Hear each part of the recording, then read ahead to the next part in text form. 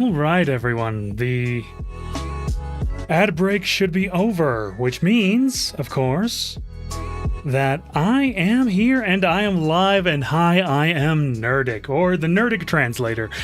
And I'm here to talk about, well, normally I'm here to talk about indie games and, of course, oh, I forgot, I'm missing my sesame seed. Okay, I'll need to figure out how to get that back later. Hello, Vampy. I am...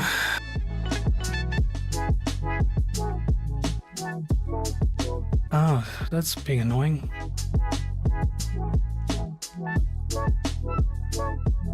I'll worry about it later. Whatever. This is my birthday stream, and normally I'm here to talk about indie games and writing and stuff like that. And I will still be talking about writing for sure. I'm going to be talking about a lot of things, really. I want today to be a celebration of all of the art, all of the books, movies, shows, and yes, games that have made me who I am, the things that have shaped me, the things that have... Thank you, Vampy. I appreciate it. Just, in general, the things that have created the squirrel you see before you, for better and for worse. Oh, no, my kitty left me. My cat got tired of being held where she was being held. What are you gonna do? And so, I guess the first thing to do so I can really talk about all of this is make a list of all the art and the so on that has affected me the way I, has it affected me more than others. And that's, you'd think I would have done that already, but no, I just came up with this idea the other day, and so I haven't gotten to that. And I'm really tempted to just go ahead and make a spreadsheet, but I don't think I'm going to go quite that far. At least not today. So yeah, no spreadsheets. Could make a Trello board. But that's just a spreadsheet with extra steps. Damn it. I just need to organize my thoughts. Because there is so much stuff. So many books, so many games, so many movies, entire series of books, of course, that have just changed the way I view the world, the way I view myself, the way I interact with other people, my sense of humor, my sense of right and wrong. It's tough to keep track of it all, honestly. You know what? I've got a plan. I've got a plan. I figured it out. This is going to be very dumb, but I figured it out. We're just going to make a good old table.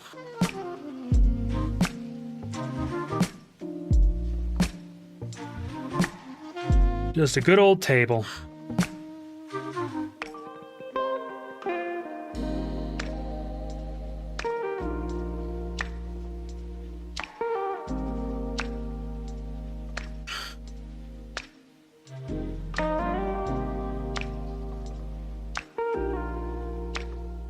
And let's see. And let's go 16 by 9. Okay, there we go. I have a freaking obsidian dock ready to go. Yeah, I don't actually have a drink with me right now.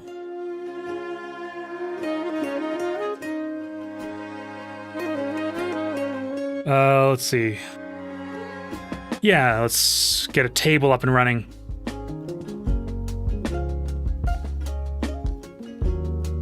Let's see.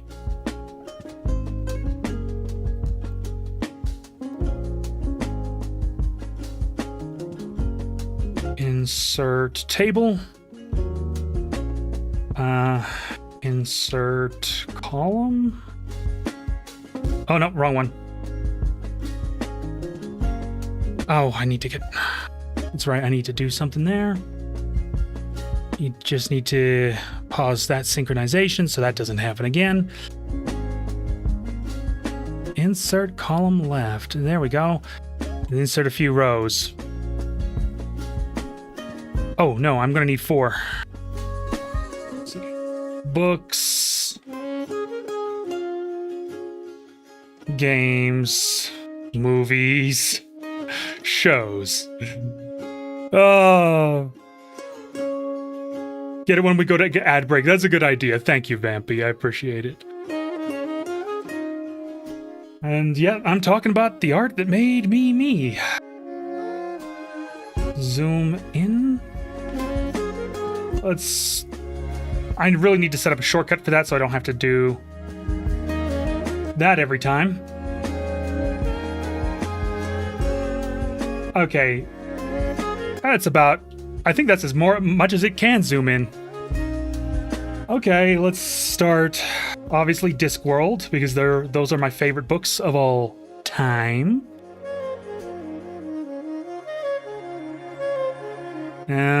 Lord of the Rings, because of course.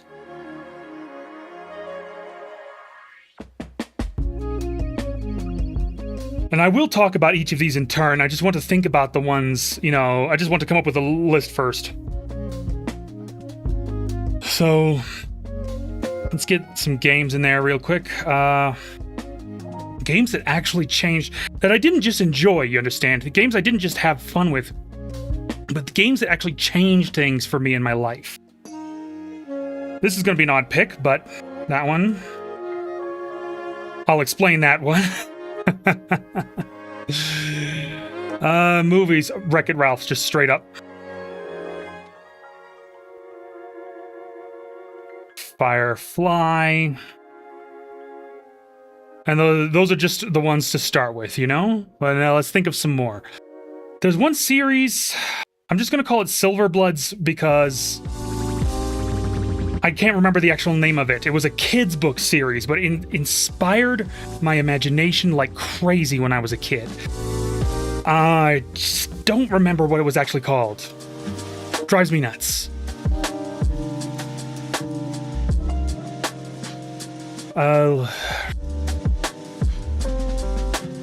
Let's not real title.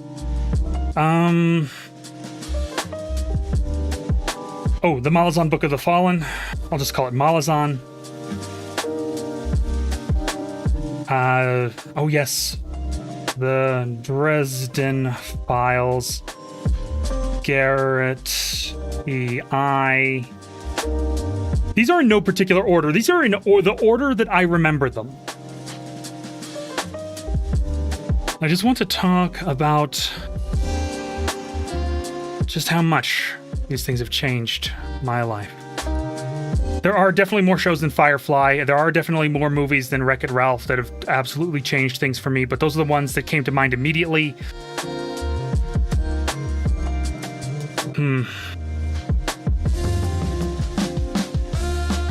I might as well just jump in and just start talking about the ones I do remember. Hey, Professor Lynx!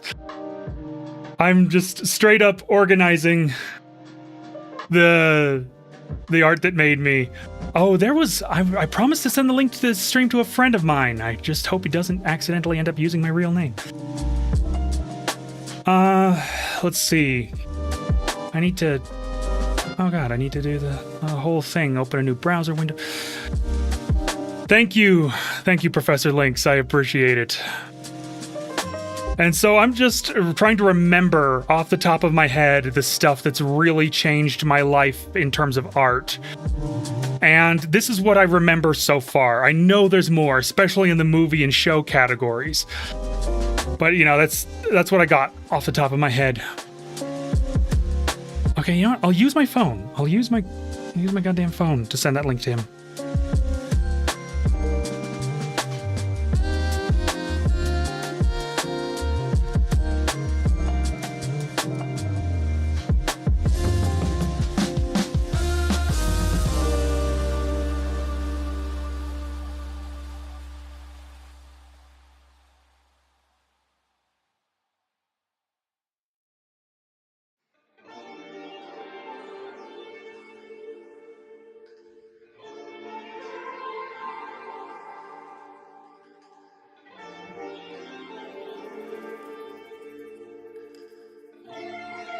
Okay, hey shenanigans. Thank you. Okay, I'm back. I've sent the link off to a friend, like I promised I would. And let's just talk about some of these Silverbloods. Again, not the real title because I can't remember it. It was a book series. I really hope someone can help me remember this. It was a book series about these kids that started developing... It was kids' books, you understand. It started developing superpowers. And they didn't know where they were from. It wasn't Animorphs, just to be clear. They started developing superpowers, and it turns out they all had silver blood. Turns out they were like the descendants of aliens that were in some sort of massive war, and they'd send off some kids to grow up on Earth in safety or something like that. And it was... I don't know. I was young. The books probably weren't actually very good, but they inspired my imagination. I'd never run across anything like this before. Blew my mind. Keep in mind, did grow up in a cult. Oh, yeah. I'll explain that in a bit.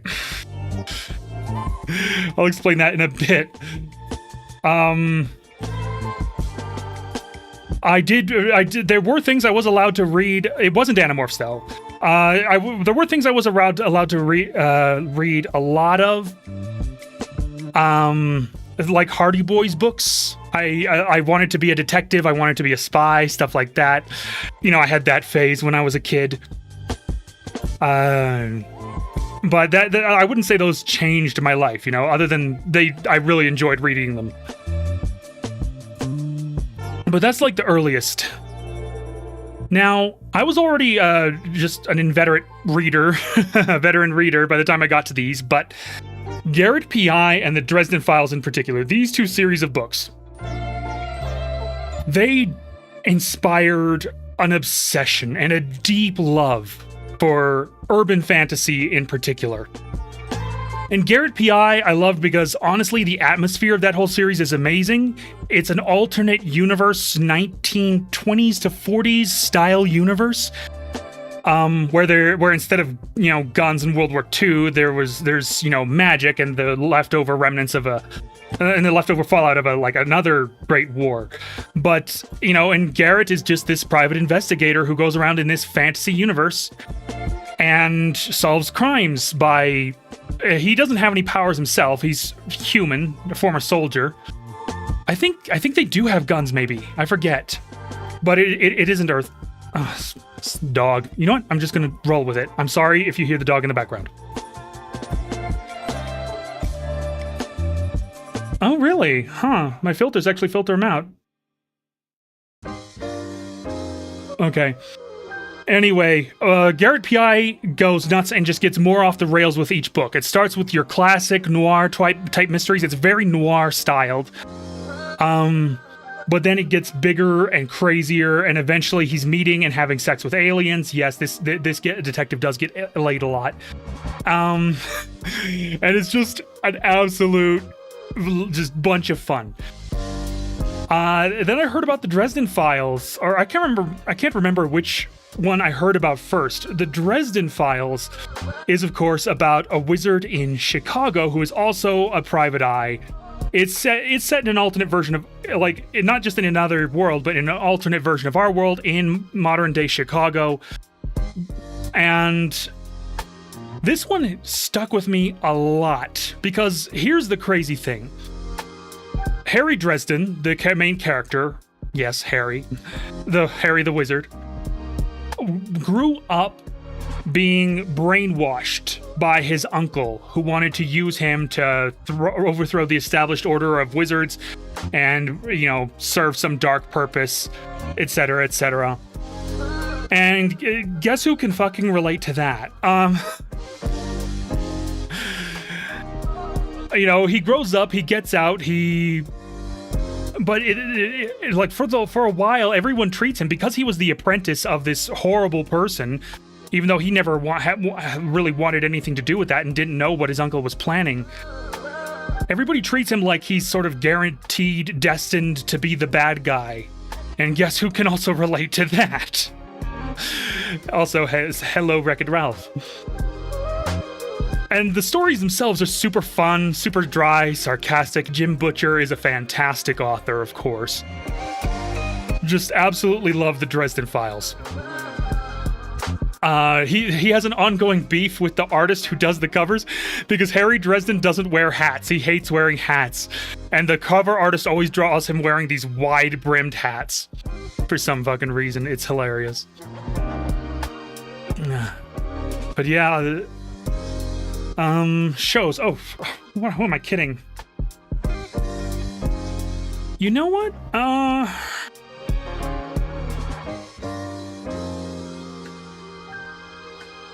Those belong in there. There we go. Finally remembered some. So yeah, the Dresden Files is just a ton of fun, but it is dark and it is depressing sometimes. But, and Harry Dresden can never catch a break. But it's just so well written, and I cannot recommend them enough. Whenever I want to get someone into reading fantasy, I always either recommend or straight up buy them a copy of the book Stormfront. It's the first book in the Dresden Files series, Stormfront, and it's great.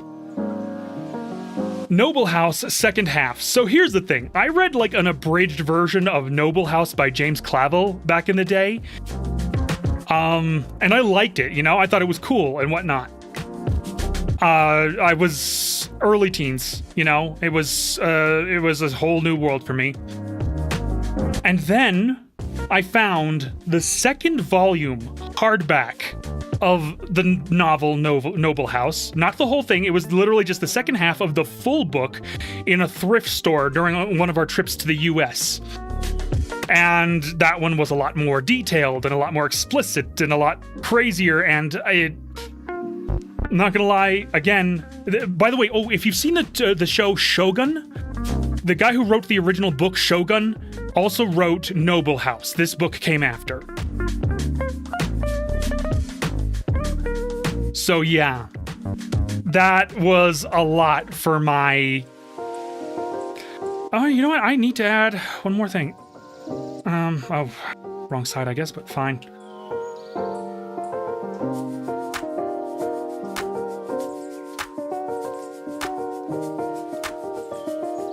Ah, go away.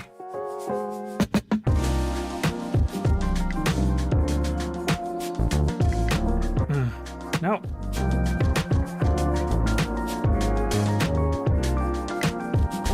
I know the Ultimate X-Men and Spider-Man comics weren't necessarily the best of the Marvel comics out there. I mean, they definitely had their cool bits, like the Ultimate series introduced Miles Morales, for example.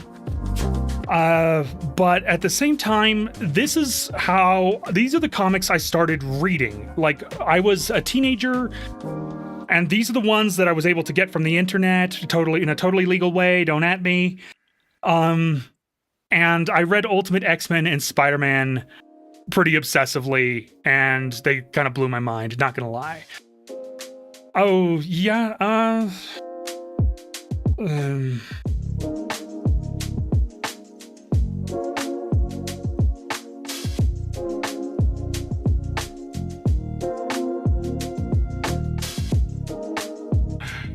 what can I say? I'm a big fan of Spider-Man. Always have been. Oh, hey, Poseidon. Welcome. So yeah, those are the comics I did. Those aren't the comics I started with necessarily, but they're, yeah.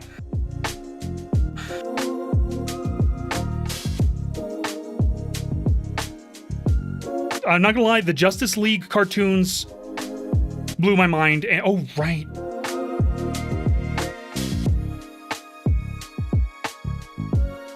Justice League did kind of change the way I saw a lot of things. It just, the Spider-Man, like the superhero shows and the superhero comics really helped cement, I don't know, they helped cement that feeling that I'd always had, that shit was just weird and unfair sometimes, and that we could and should try to do something about it.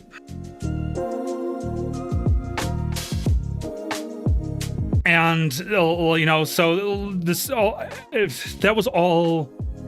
Hercules and Xena, on the other hand, they were sort of my introduction to the concepts of mythology, like Greek mythology. And obviously, they're not exactly what you'd call accurate, but this did spark my interest and had me reading up on Greek mythology in Microsoft Encarta years later when I had access to that. Star Trek, we actually started watching when I was a kid. I was actually watching The Next Generation with my family when it came on at nights, and we'd occasionally see some original series reruns. Now, the funny thing is, the founder of the cult I grew up in actually liked Star Trek. I think what he liked the most was that every time they ran into a god, it turned out not to be the real god. Because, taking down false gods is something he totally approved of. But, that vision of the future, that optimism, that hope, that idea that we can all just be better, it sunk in. I loved it.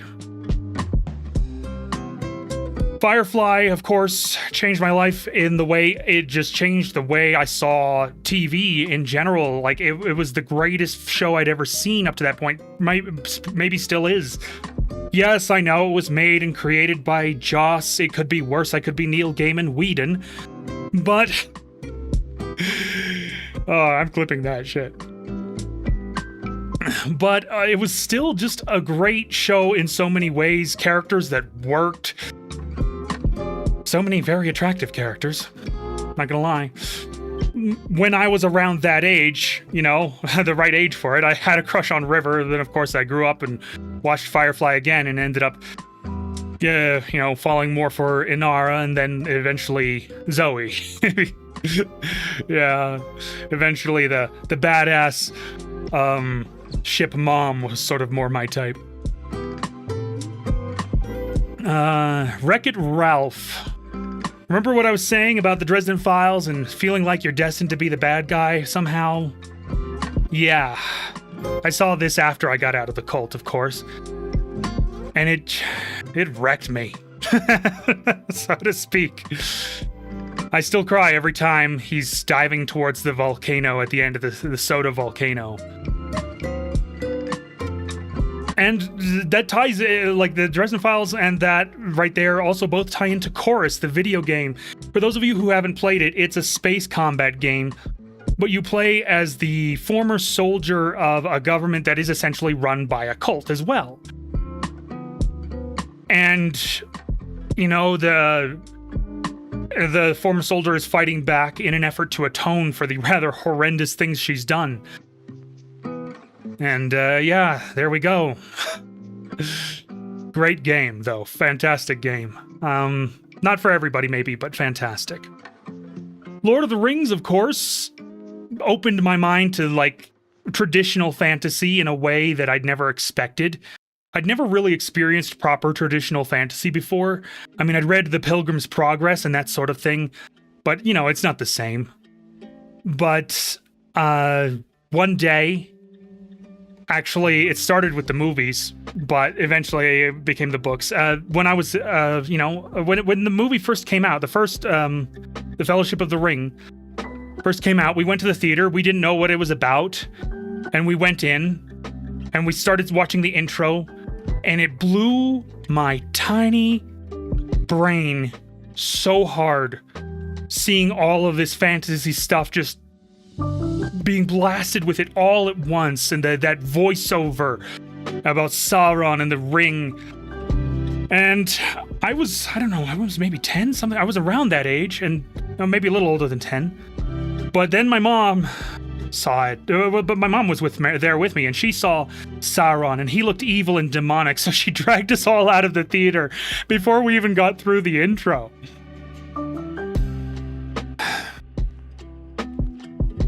So it wasn't until some years later when the cult I grew up in actually specifically put out a publication saying, yeah, it's fine. Lord of the Rings is fine. It's not anything evil. You can watch it. You can read it. I mean, maybe PG, don't let the littlest kids watch it or read it, but it's fine. There's nothing actually wrong with it. Based cult. Go figure. And so 13-year-old me by that time was like, see? And eventually we got to...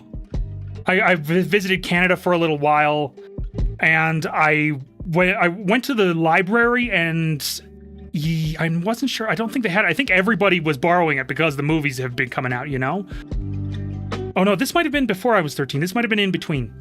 Maybe when I was 11, but then somebody had a copy of the 3-volume set that they loaned to me, or I managed to get it from the library, and I read it in 3 days. All 3 books, just jammed them into my head. And then I was hooked. I was hooked on high fantasy from that moment onward.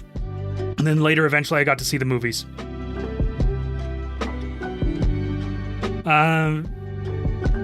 It wasn't until then later on, a friend introduced me to the Malazan Book of the Fallen.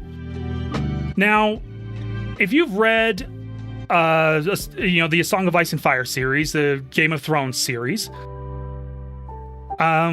you have something of an idea of what the Malazan books are like. Super grand in scale, tons of characters, any one of them can die. But I'd argue it's better. I'd argue the Malazan books are literally the best books I have ever read in terms of sheer skill. No, the Malazan series is finished and has supplemental books besides, some of them being written by other people. But the main book's by Steven Erikson. Steven Erikson is an anthropologist. So he has a really distinct handle on what, how societies develop and how wars happen and how societies fall apart, and just like he has a broad spectrum of how politics operates and so much more. He's been studying humanity for itself for a long time. So he started, and then he and his friends started role-playing a campaign using, I believe it's GURPS.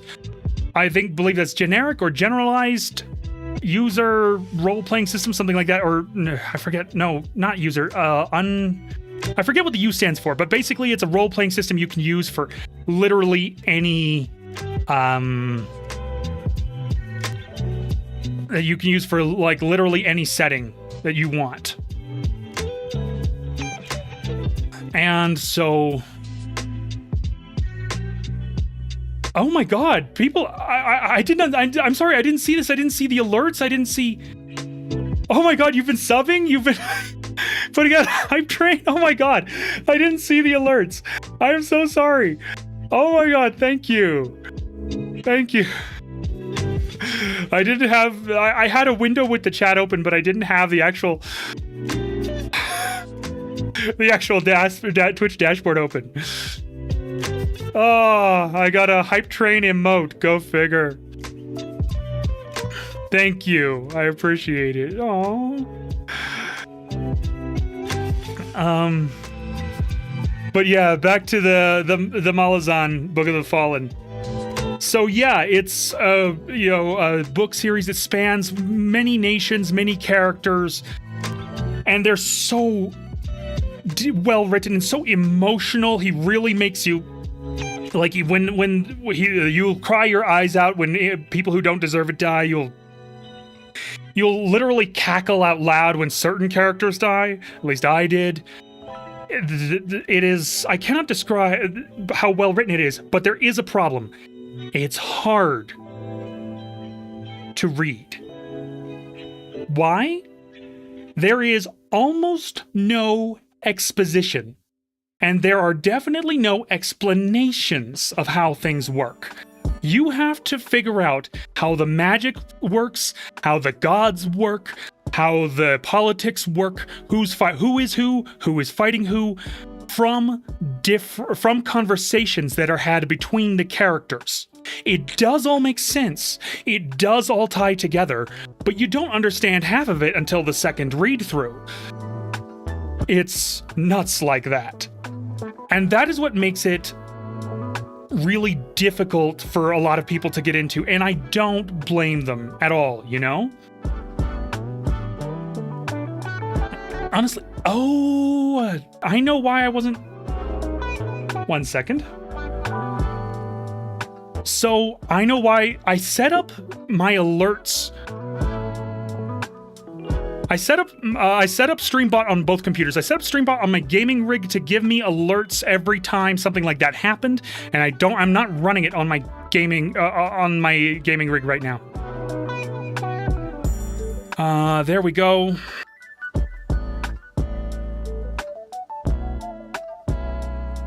Now when you guys do stuff, I'll know. You're sneaky.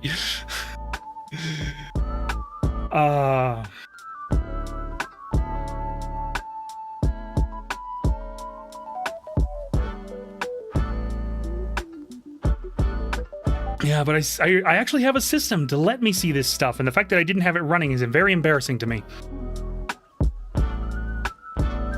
Okay, there we go. And yeah, but once you have a sense of how the world works and who the characters are, and mind you, some of the characters use multiple names, so you have to figure out who's who more than once. But once you have an idea, the series is so deeply emotional, and yeah, I cannot describe just how well written these are. Steven Erikson on his worst day is better than the vast majority of authors on their best day, and that's even when they're great. However, they're not my favorite books. they're simply not my favorite books. They are the best written books I've ever read, but that doesn't make them my favorites. Those are two different things. My favorites, and I've mentioned them over and over again, time and again, the Discworld series. For those of you unfamiliar, if any of you are unfamiliar by now, the Discworld books are set on a flat world, literally a world that is a disc that is carried on the back of four giant elephants who in turn stand on the back of the great Atuan, the space turtle. And it's a world of parody, of silliness, of comedy, and of deeply touching stories. You never heard me mention it.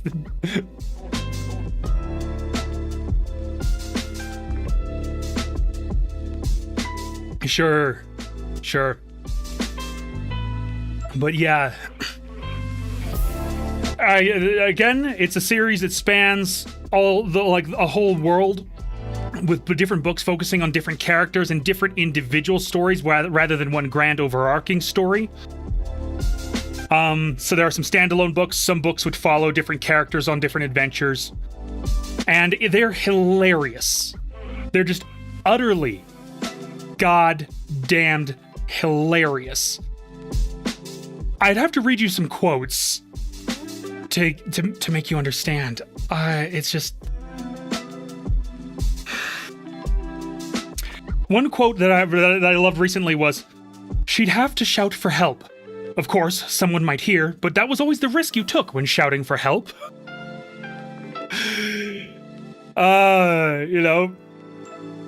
Let's see. I have a browser function here. No, not project browser.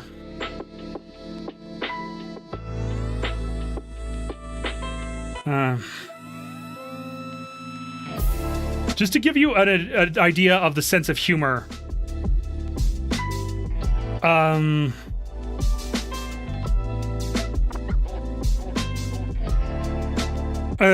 yes. "It would seem that you have no useful skill or talent whatsoever," he said. "Have you thought of going into teaching?" Or, "A good bookshop is just a genteel black hole that knows how to read." Oh, go away. Oh. Let's see. "Multiple exclamation marks," he went on, shaking his head, "are a sure sign of a diseased mind." Oh, murder was in fact a fairly uncommon event in Ankh-Morpork, but there were a lot of suicides. Walking in the nighttime alleyways of the Shades was suicide. Asking for a short in a dwarf bar was suicide. Saying, "Got rocks in your head," to a troll was suicide. You could commit suicide very easily if you weren't careful. No, not Stephen King, the Discworld. This is Sir Terry Pratchett. Or, man, I've been on the wrong screen this whole time and nobody told me.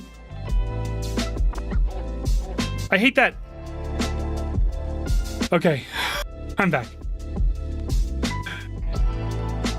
Susan hated literature. She'd much prefer to read a good book. Or Ankh-Morpork, Pearl of Cities. This is not a completely accurate description, of course. It was not round and shiny, but even its worst enemies would agree that if you had to liken Ankh-Morpork to anything, then it might as well be a piece of rubbish covered with the diseased secretions of a dying mollusk.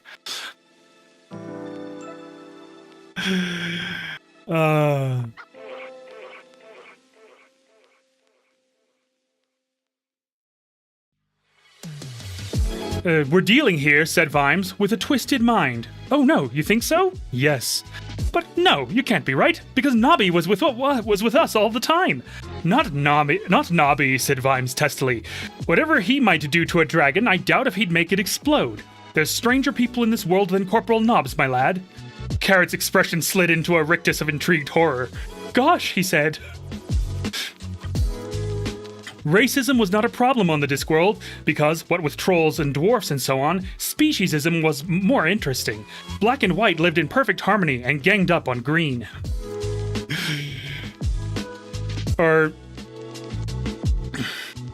Odd thing, ain't it? You meet people one at a time, they seem decent, they got brains that work, and then they get together and you hear the voice of the people, and it snarls. Or, look, sir, I know Angua. She's not the useless type. She doesn't stand there and scream helplessly. She makes other people do that. So, yeah, it's just absolutely fantastic. Series of books. There are 40 of them, 42 if you count a couple of the novellas, which I do. And I try to go through them all every couple of years. Thank God for audiobooks. Now, how did Destiny 2 change my life? Ironically, it wasn't really the story or exactly that or the fact that I would grind away and get obsessed. I'd done that before. Plenty. The way Destiny 2 changed my life, weirdly enough, was make me a lot more competent with first-person shooters. I am not joking about that. Since I got into gaming late in life, by late I mean in my early 20s, I was not confident at all with shooters. I was not experienced with them. I played Borderlands with a buddy of mine, and I basically had him carry me through them so I could experience them. Confidence in platforming after raiding. Could be, right? But it's just the literal 2,000 plus, maybe 3,000 plus hours I spent in Destiny 2 are what gave me the time to develop my first-person shooter skills and just get into other shooter games. And yeah, like I'm not particularly amazing, but I don't suck, and I've started enjoying things like Battlefield and I don't really enjoy Call of Duty, to be honest, but I got into the Battlefield series that way, and I got into some single player first person shooters and so on. And so yeah, Destiny 2, just because it was addictive and made me grind, it made me get good at, or get decent at least at shooting. And so that's one of the games that actually changed my actual life by simply giving me a new skill over thousands of hours. And Nerdic, nobody enjoys COD. We suffer through it because we hate ourselves out of pure love for the homies. You know what? Fair enough. Fair enough. But yeah, it's because of Destiny 2 that I was able to later get into some Halo Infinite multiplayer and Splitgate and of course Overwatch I got into Overwatch first. I got into Overwatch before Destiny 2. I wasn't particularly good at it. Mostly I mained Junkrat. I got my one and only pentuple kill with Mercy. That's not a joke. I had the screenshot somewhere once upon a time. But yeah. But then I got into Destiny 2 and actually got more decent at the actual shooting, True Mercy mains murder everything to prove a point. It was just, I was defending the point. I was the last person on it. The rest of the enemy team was very weak.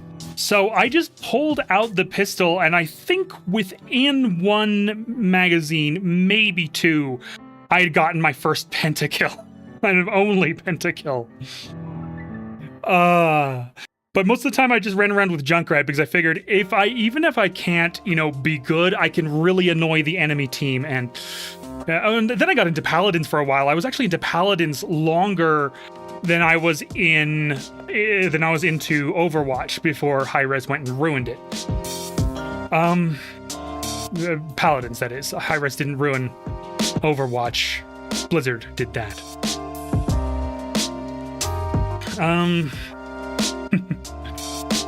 Avatar: The Last Airbender changed my life. I was in the later years of my time in the cult when I discovered it. I didn't get out for a couple more years, but I was already starting to feel extreme guilt over all kinds of things, some of which weren't even my fault, some of which were. And I don't know, it just... In many ways, Avatar: The Last Airbender is an almost meditative experience. There's just so much wisdom in there. And of course, the things that broke me came from Uncle Iroh. Pride is not the opposite of shame, but its source, that sort of thing. Pants are an illusion and so is death. That's still one of my favorite lines to this day. Avatar: The Last Airbender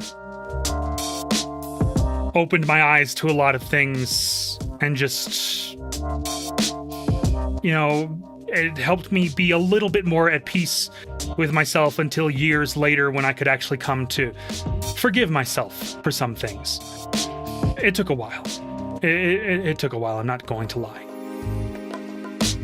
But all the same, it helped.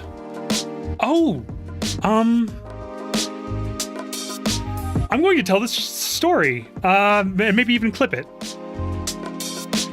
Or, you know what, let's record it. What the hell? This story's dumb, but I'm going to record it. Okay, so once upon a time, I was doing a lot of yard work because that's what I did in the cult. I did yard work and dishes because I was a terrible missionary and terrible fundraiser. So I ended up doing a lot of home maintenance type tasks. And I needed something to listen to. I needed, while I was working, and I'd heard this, buzz about podcasts that were all the rage, and I had a little MP3 player powered by a AAA battery. And so I went looking for comedy podcasts I could download. And I ran into this one called The Bugle. Now, The Bugle had two people on it. I need to look this up.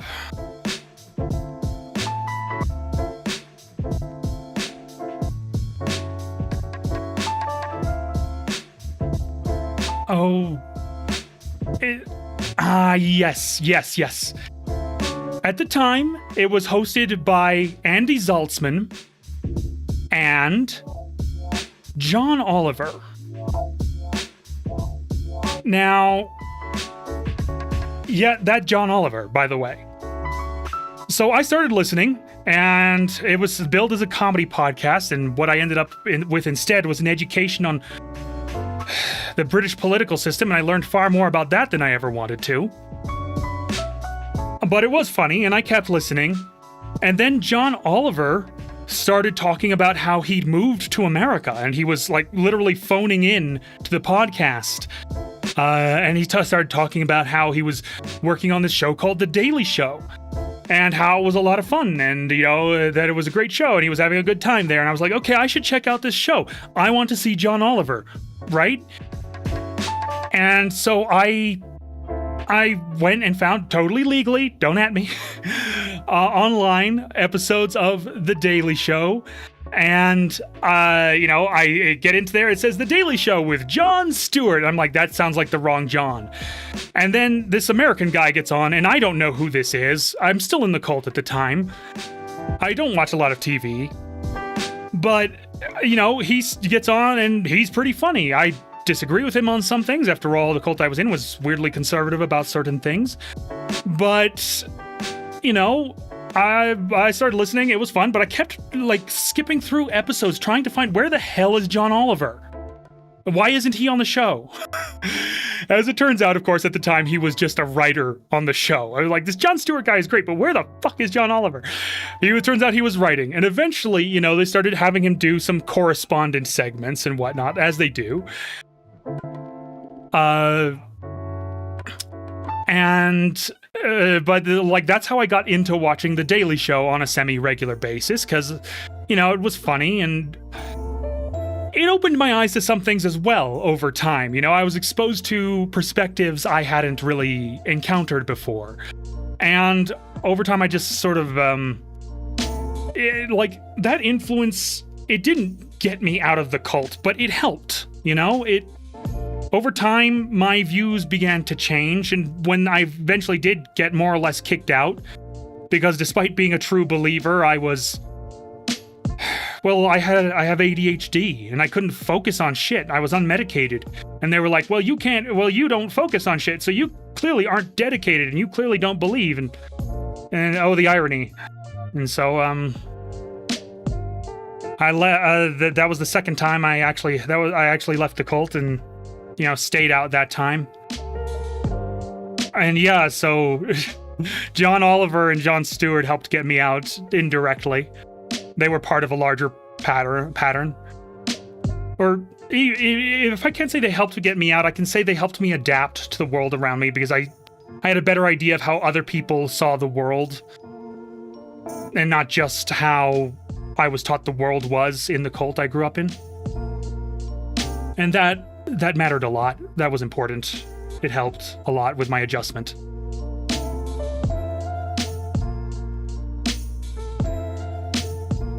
So yeah, that's the story of how I discovered The Daily Show via John Oliver's podcast, and then, you know, it helped me adapt to a whole new world. A whole new world. I'm kidding. I'm not going to do that to you.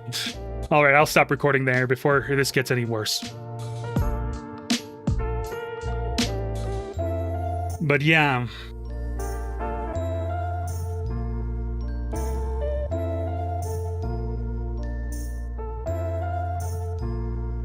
There's been so much out there that has absolutely just altered the way I perceive the world around me.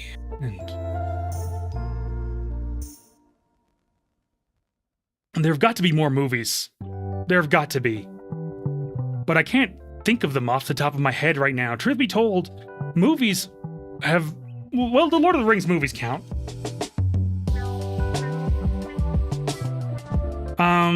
Same row and everything.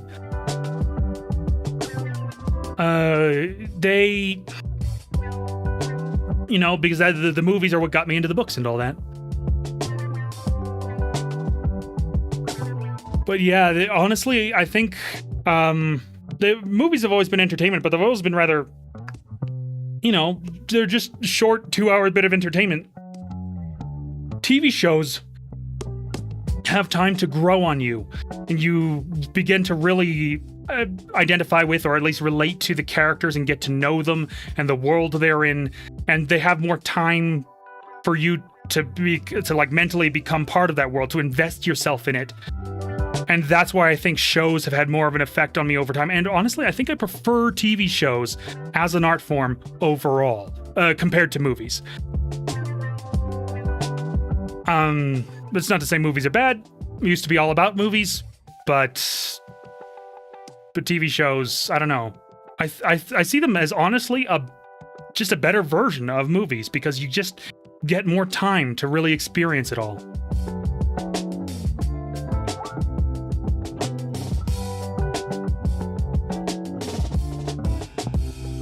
Oh, more comics. Let's see.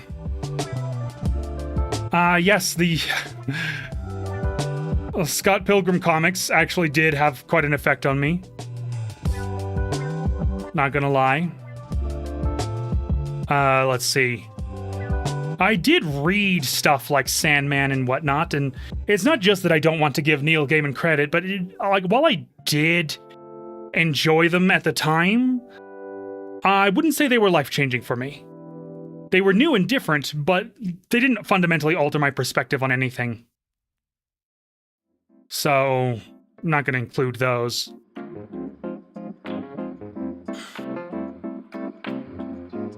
So, like, some of this stuff is definitely stuff I read. Like, these ones I read when I was a bit younger, you know, early to mid-teens. That's when that really got to me. Yeah, the Spectacular Spider-Man, Spider-Man MTV, they were, like... I'd already seen the Sam Raimi movies, or at least the first one or two, and then I wanted to watch Spider-Man cartoons, and these are the two that are by far the best Well, no. This one was by far the best that I personally liked. It's not that the others aren't good. Spectacular Spider-Man is just, I don't know. I wish they hadn't canceled it. I wish they'd kept going with it. Spider-Man MTV hit me hard because it was the first time I'd ever seen something like a superhero show or movie end in apparent defeat. Mind you, that's because the show got canceled too soon. But the show ends, spoiler alert for an ages-old show, with Spider-Man giving up being Spider-Man. Peter Parker just gives up straight up because he's hurt. Too many people are seeing me, too many people around him get hurt. And he was supposed to come back, but that's just how the show ended. And I was like, why? That's a horrible ending. I didn't understand anything about cancellations back then. Rip Firefly. Firefly was influential in a lot. Honestly, it influenced the way I write a lot because I love the style, the dialogue style that was employed. I love the charm of the characters, and I loved the world building, even if they didn't do quite enough with it sometimes.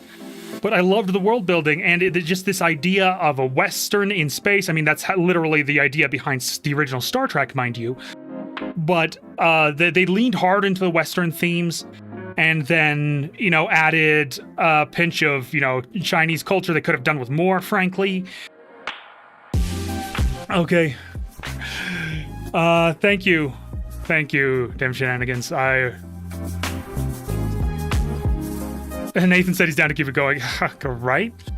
Thank you, Corey. Thank you for stopping by. I really appreciate it. You're great. Take care. Have a good one. And yeah, Firefly just showed, like, an extra creative side. Like, oh, you can mix this and this and this and create something totally new and, frankly, kind of a banger. And it just inspired the part of me that, that likes to mix and match things to create something new, to really get out, to try and really get out there. And, like, how far can I take this? How crazy can I make this? So while Firefly was rather typical and formulaic in some ways, it was absolutely innovative in others, and the fact that it never got a chance to really become what it was meant to be, that's just sad, Let's see. You know what? I'm going to do something dumb. I'm going to show you all my Steam library, and we're going to go through that and see if I can find any other games that really changed my life.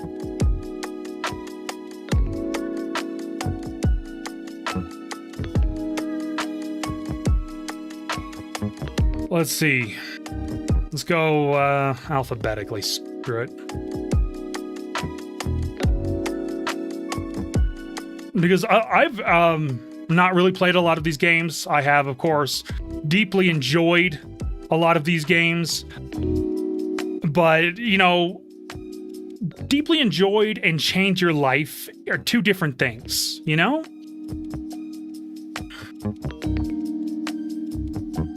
what? Agents of Mayhem reminds me about the Saints Row series. The Saints Row series, I would argue, actually did change my life in a bit. And a lot of Saints Row fans, especially old school Saints Row fans, are going to absolutely hate what I'm about to say.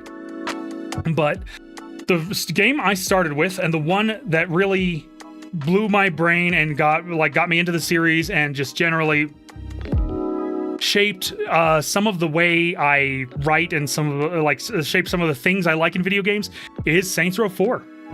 That's the one I started with. I know a lot of people are like, oh no, it's starting with Saints Row 3, they deviated too far from the formula and then it wasn't Saints Row anymore.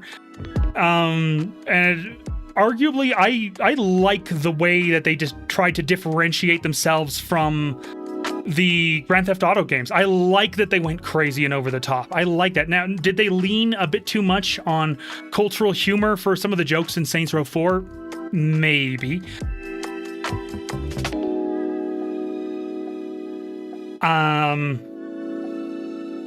I did love the Mass Effect parody they were doing throughout the whole thing. That was fun for me. But I don't know. It just, again, it was one of those games that was just different enough from everything else that it opened my eyes to possibilities, Different is exactly what made it so striking for me, what made it stand out, what made it change how I thought about video games as an art form. Plus, I just love silly humor. I'm always down, always in for silly humor. Assassin's Creed Origins didn't really change my life, but it did get me into the Assassin's Creed series. I really hope I have hidden all the more questionable games I bought once upon a time. Let's see. Life-changing games. This is a tough one. Because BioShock Infinite is the first shooter I ever finished, but I wouldn't call it life-changing, and I really didn't like the ending. Wasn't a fan.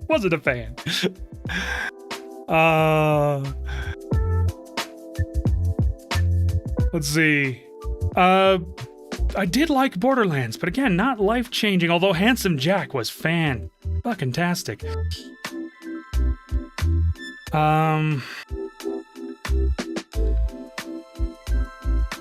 Games that actually changed my whole on life, I already mentioned Chorus. You know what? I will count the original Overwatch, because that is what got me into online shooters in a big way. I tried to get into them before, it never worked. Overwatch was the one that clicked and made me want to get into them more. So, Overwatch does deserve a spot there. Oh, Cloudpunk.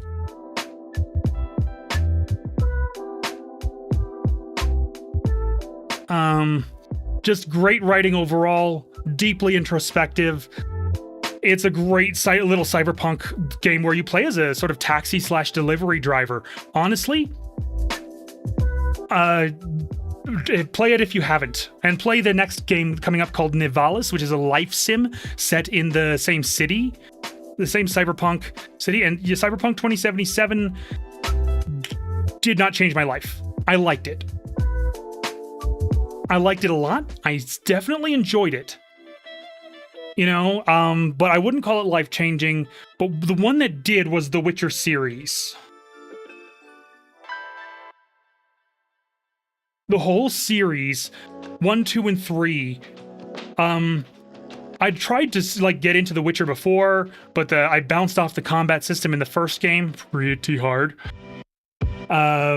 But when I heard The Witcher 3 was coming out, I'm like, okay, I've got to do it. So right before The Witcher 3 came out, I got through The Witcher 1, I got through The Witcher 2, and then I was able to get The Witcher 3 right after.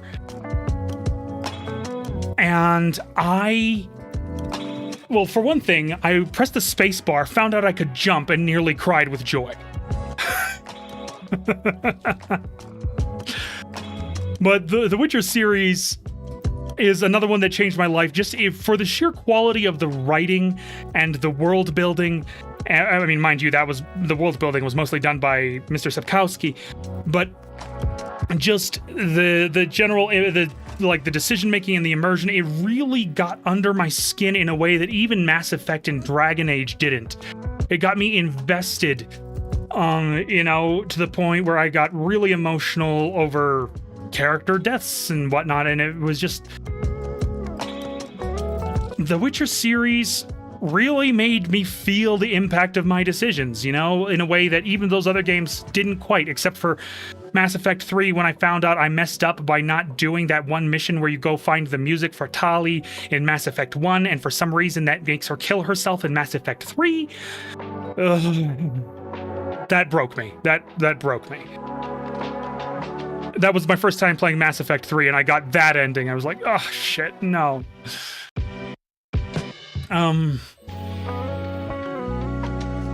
But the Witcher series in general, just very impactful to the way I world build. Good night, Poseidon. Again, thank you. I appreciate it. Yeah, thank you for coming by.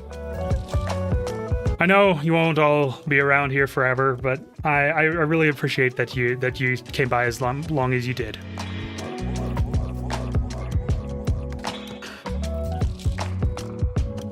Witcher series, yeah, it just...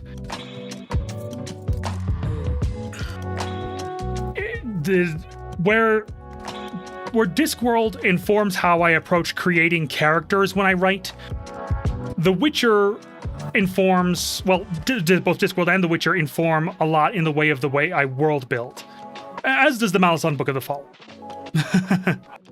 I appreciate that, Vampy. I can't tell you how much. I wish I could keep sending you money, but man, I need a job before I can send people money again. Sorry.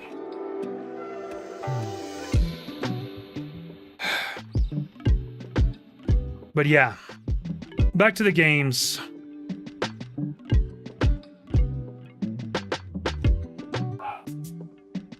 Dog's still getting through sometimes on the mic.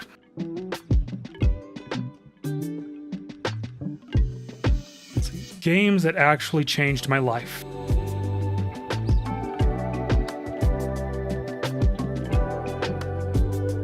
Deliver Us Mars and Deliver Us the Moon. This one's still in early access or still in development.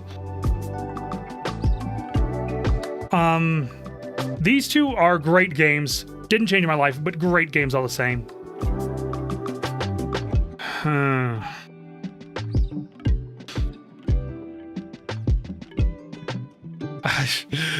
Oh man, the dog must sound so loud to the rest of you. He's just a background noise for me, but the mic really picks him up.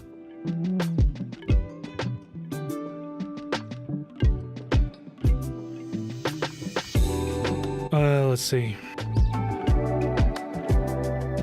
You know what? Dungeons and Dragons Online. This was the first... No, it wasn't the first MMO I really got into. I actually played a couple when I was younger.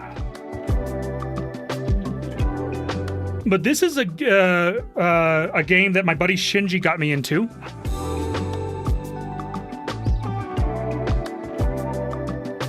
And, yeah. It was the first MMO where I actually joined a guild and played with other people and really did hundreds of hours of grinding and just had a social experience. And that one actually, seriously, yeah, that was a pretty formative part of my learning to game experience.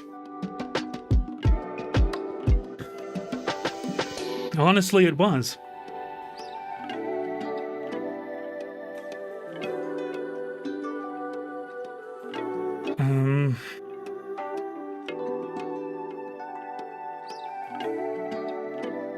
Let's see. I can't tell you how much of this library came from Humble Bundles back when they were good. Back when Humble was a good company. I quit my subscription to the... I had a legacy subscription. I could get all the games every month. But because they started being dicks and just laid off their entire publishing arm at the same time, I quit. I couldn't.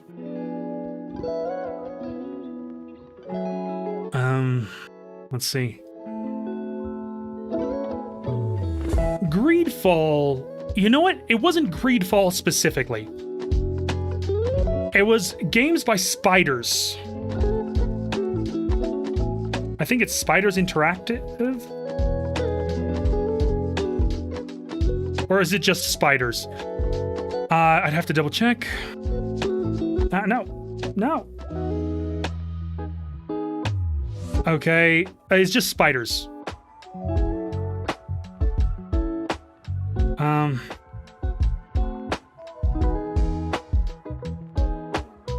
So Spiders games I would say changed my life in the way that I was introduced to what it looks like when indie games have crazy ambition.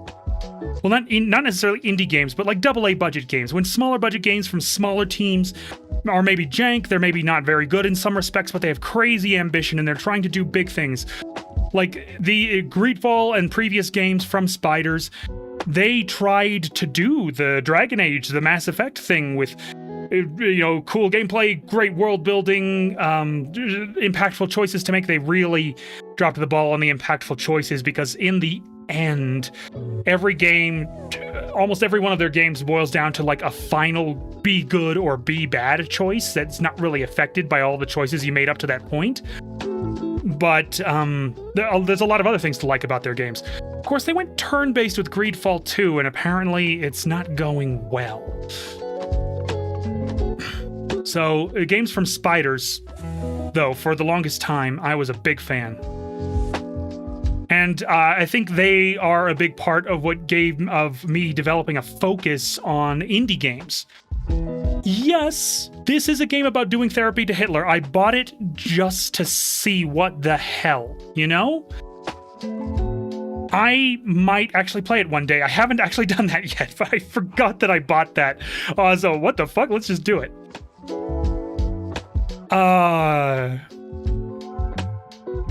Yeah, I know. It's like you're trying to fix him. It's I Can Fix Him, the video game. Okay, now I've got to clip that. Heal Hitler is I Can Fix Him, the video game. Oh, I still haven't played it. I don't know if I can make myself play it, honestly. Oh.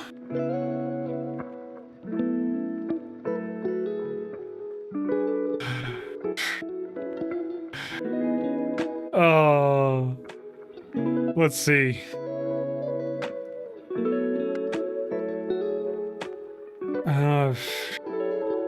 Isles of Adalar was one of the Skyrim likes that was like partially crowdfunded or something back in the day, but development on that one stalled big time. But thankfully, Tainted Grail: The Fall of Avalon came to take its place, more or less.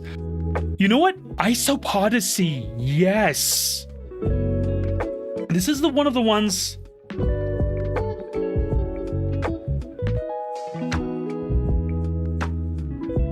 that I played on the First Reactions channel.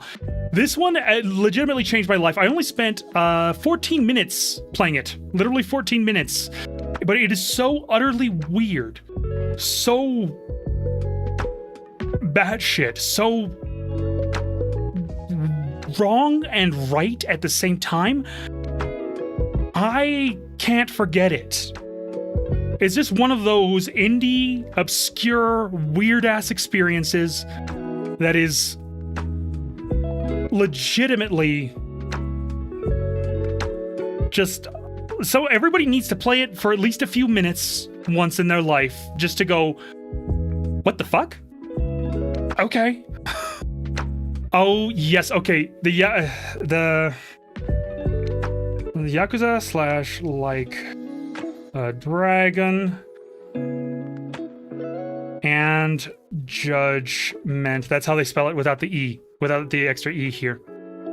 Yakuza and Like a Dragon games and Judgment series. Basically, that whole RGG set of games completely changed my life because, you know, they just introduced me to a whole new side of gaming. I had never really played beat-em-ups, but beat-em-ups, you know, I got bored of them, or I just wasn't good enough at them to like them, and these games drew me in with their crazy-ass story and all the mini-games and all the crazy, hilarious side quests. Loved it then, love it now. I can't help it, just absolutely love it. Always worth playing. Always worth playing. Let's see.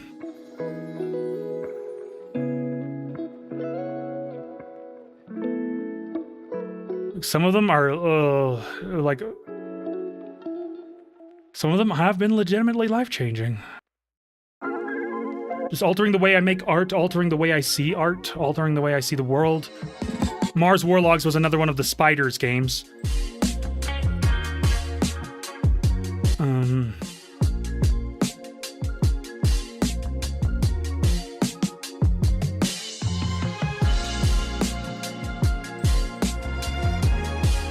The My Time At series got me into the crafting, the crafting life sim type things. But I don't know if I'd call that life-changing. But they're very good.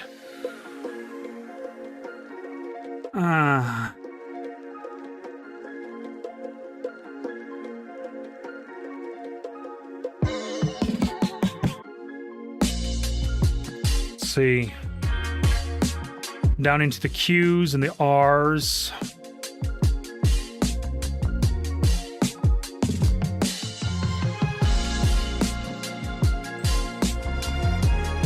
I am... Again, lots of games I really enjoyed. Some I basically haven't played.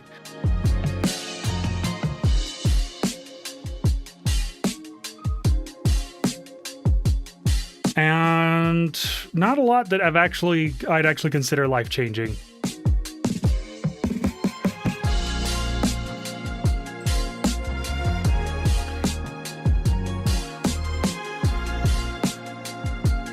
Oh, one of these was a closed beta, that's right. I was part of the closed beta for Steel Rising. Forgot about that.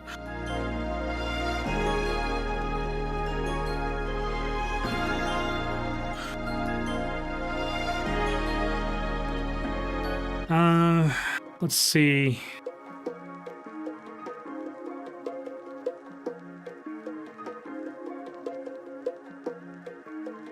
We've gotten about to the end. Yeah, got to the end. I'd say that's a good list for the games, for sure. Let's see. Comics that actually changed my life. That's about it, really.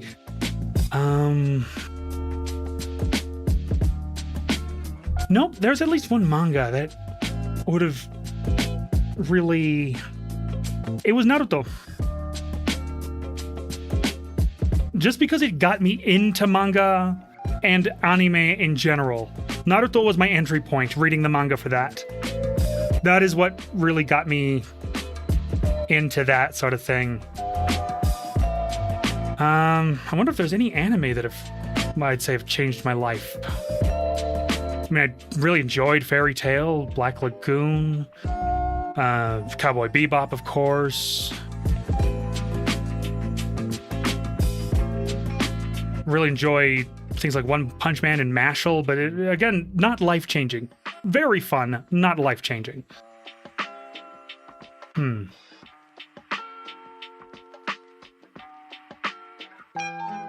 Konosuba.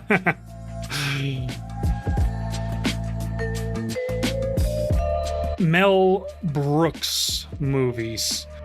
So we're talking Spaceballs, Blazing Saddles, Men in Tights, that sort of thing. Young Frankenstein. His parody movies definitely, changed the game for me. I love his parodies. They're so dumb, so good at the same time. When I was a kid, Spaceballs was a revelation. I do think maybe I could... it is very silly, immature humor, yes, but it's still amazing.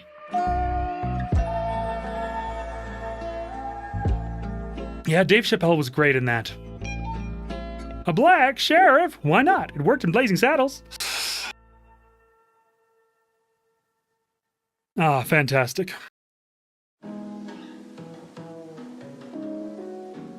Yeah, Mel Brooks movies were definitely a bit of a revelation for me.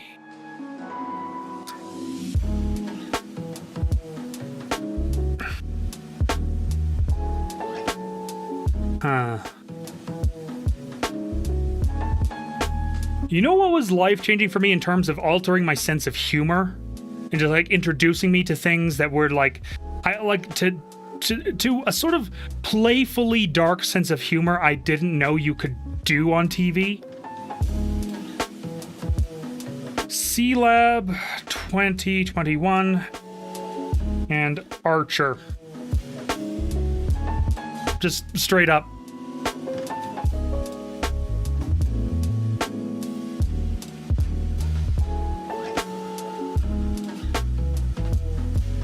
Yeah, I never really got into Aqua Teen Hunger Force. That was before I got into TV. I don't know, I just never... And I did try to watch an episode once, I think, but it just didn't click with me. But,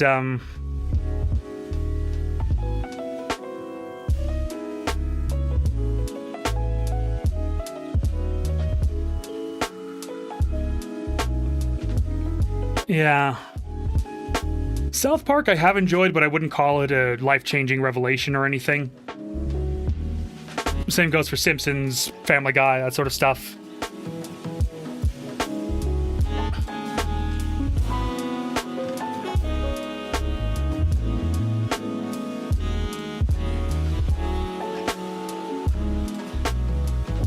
Yeah.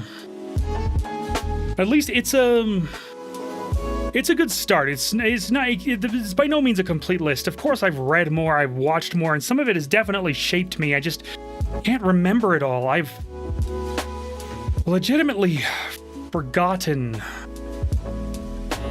more books than most people have read.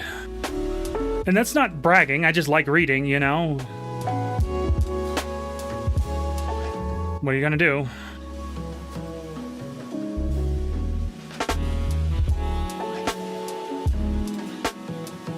You know, Vampy, since you're the only one here, I think I can tell you this.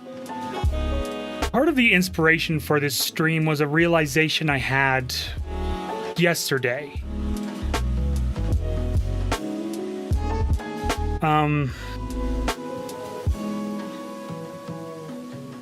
I realized, and I actually posted it but deleted the post on Blue Sky. I realized I was asking myself, why do people like the just chatting category on Twitch so much? What is the appeal? I can't imagine, is what I wrote. I can't imagine anyone other than my wife wanting to just talk to me that much. That I realized has been my problem the entire time. I kept looking for the thing I could do, the thing I could stream that would make people interested in watching. I knew as a sort of variety streamer, I would have to depend more on my personality to carry the show. But thank you, Vampy. I appreciate that.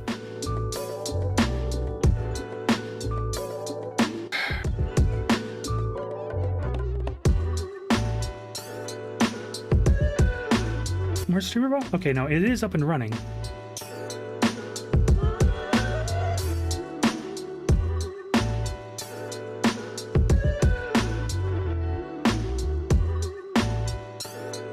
Okay, yeah, no, it doesn't do anything for chats. Just the other alerts. Yeah, so that was, you know, but that was my problem. I couldn't imagine that anyone would want to watch me for me. I knew I had to be personable and I had to be entertaining, and I know all that, and that's still true, but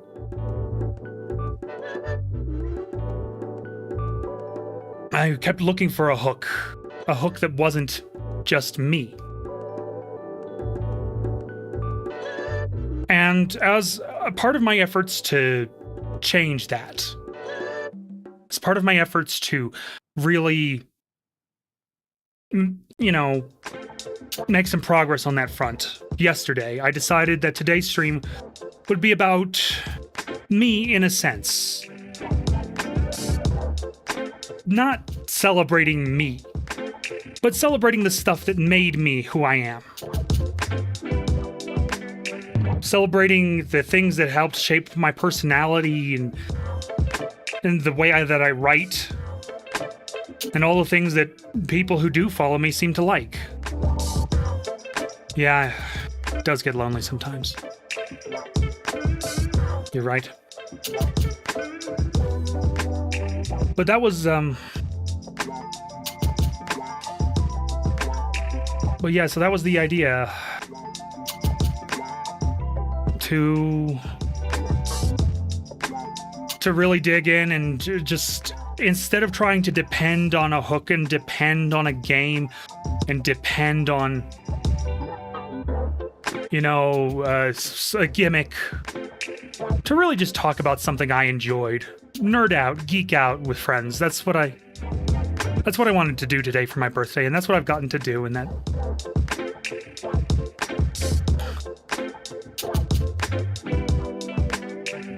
And I really appreciate that. You have no idea.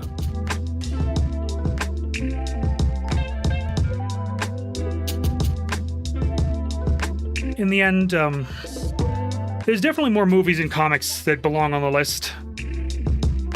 But my brain is blanking. I can't think of anything more. I really can't. I appreciate that, Vampy. I do.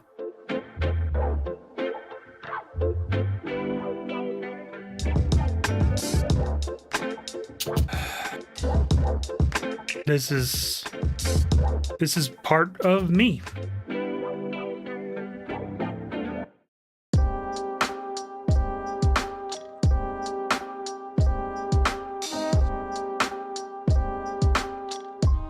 Get homies and do a movie. It's not a bad idea, but I don't have a lot of friends nearby. Probably watch something with my wife, of course. But most of my friends are, even the ones that I knew in person once upon a time, are far away. Like other cities. On the Discord, that could work.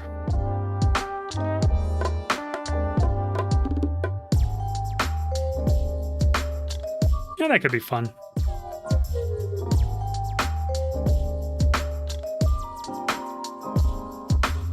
Well, I think that's I'm about done for this thing. Suppose I could play something.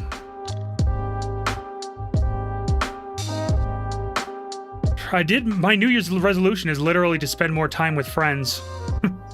So maybe a movie night on Discord could be fun.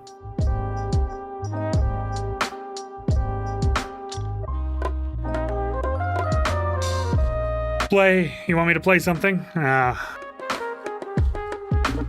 Well, time to think of what? Time to think of what to play. You know what? I'm gonna go with an old standby. I'm just gonna do some Warframe grinding because I haven't done any of that today. I haven't touched my dailies or anything. So if you want to stick around for that, if you want to stick around to watch, that's more than fine by me. I think I'm just gonna do some Warframe.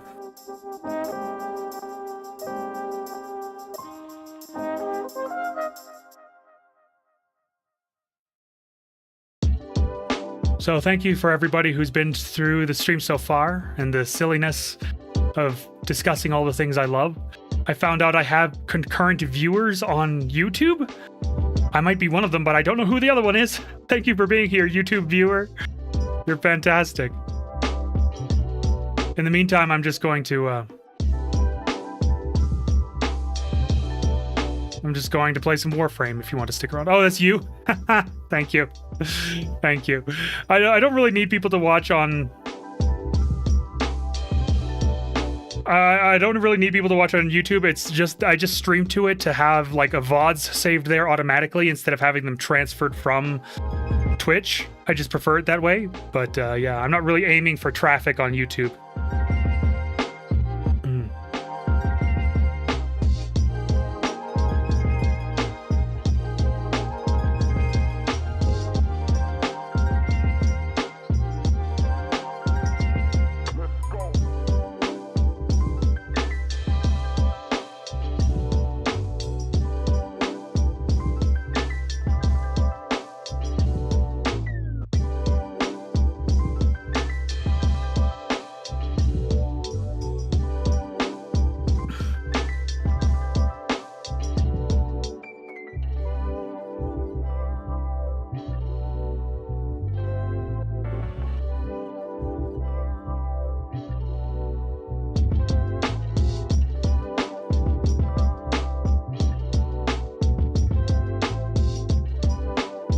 I think if I want to get more viewers on my Twitch, I need to get on a bit earlier. Because most people can't stay for more than an hour or two. And that's, you know, understandable, especially during the week. But that means I'm going to have to get up faster and have breakfast faster. You might be able to join me, right? Because you're gonna get it all switched over to Xbox, if I'm not mistaken. We're out.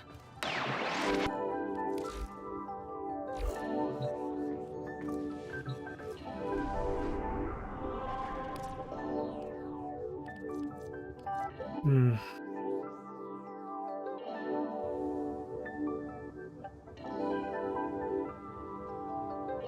There we go.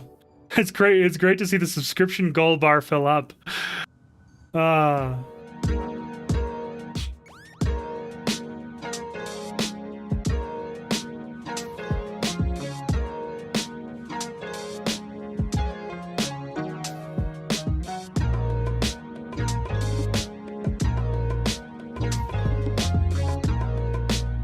There's a market for the overnight peeps. Yeah, true.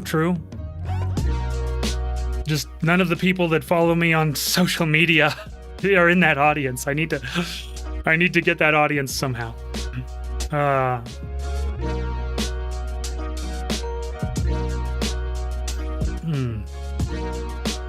Let's see. Do I want to do the sortie today? Yeah, the sortie doesn't seem like a total pain in the ass. I can do that. Exterminate, mobile defense, assassination on Neptune. Happy to report that all my good jokes are gone. Let's see. I'll need to do my usual steel path. Was there anything I wanted to do over in Halvania? Was there one of these left? Tech rod with abilities.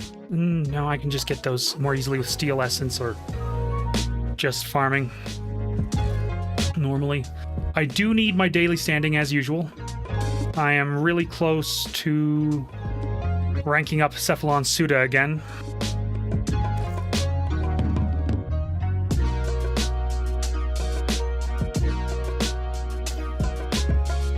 Wait, what?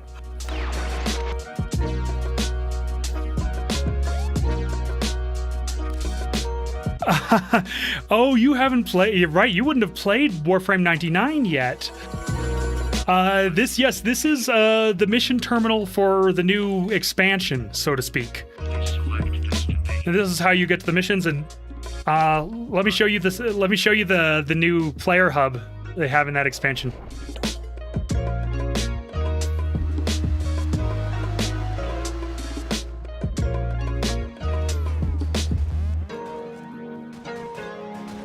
It's literally just a mall in a fictional Eastern European country called Halvania.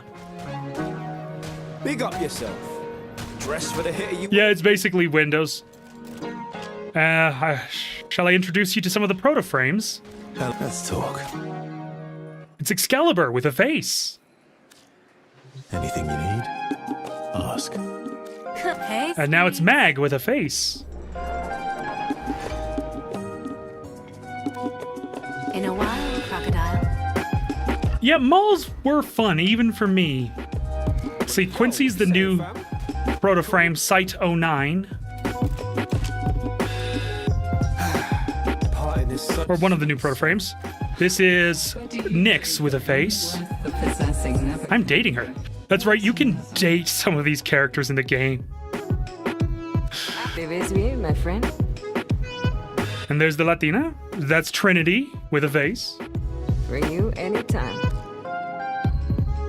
Oh, Here's I Volt know with a you face. Can't tell me much about, how everything goes, but it does get better than this, right? See you soon. And this one's the new proto-frame Flare.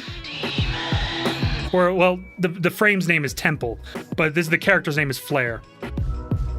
And yes, the guitar just talked. The guitar is infested.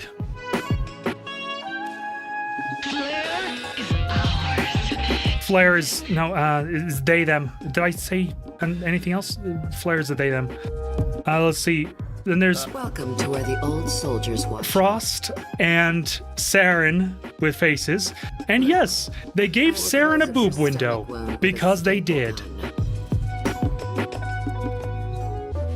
Oh yeah, they did the Killmonger hair first. I don't know for Quincy, didn't they? Oh my god, you're right, they did. Ready for a deep dive into causality?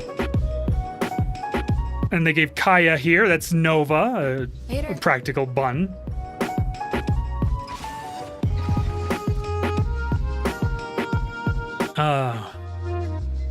But yeah, you can, this over here is the back room.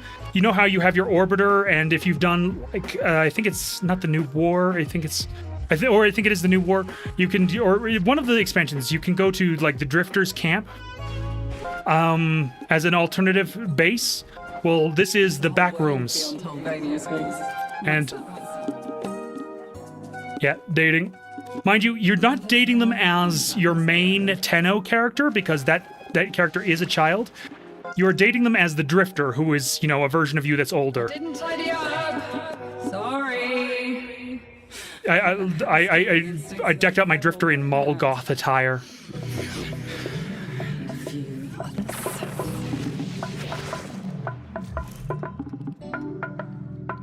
Not exit game, leave back room. There we go. Go to base of operations.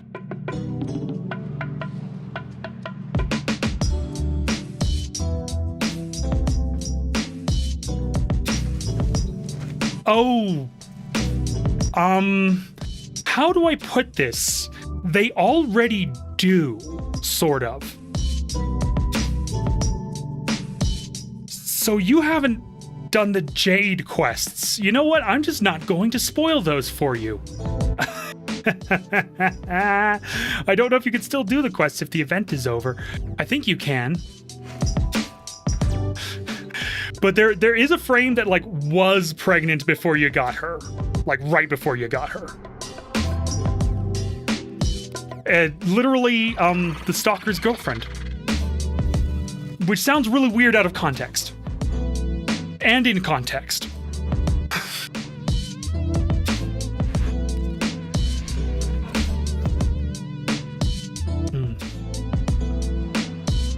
Clipping that.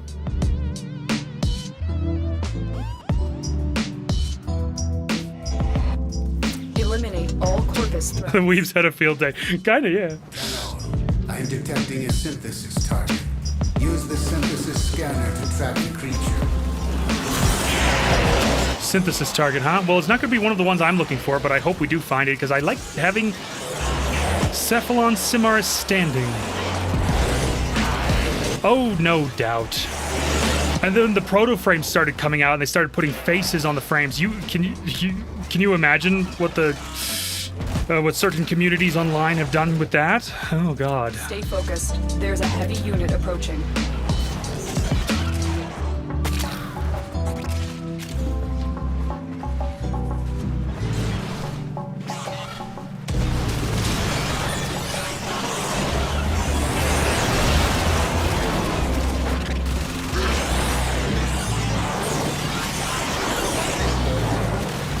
They're just nuking everything, so I don't have to.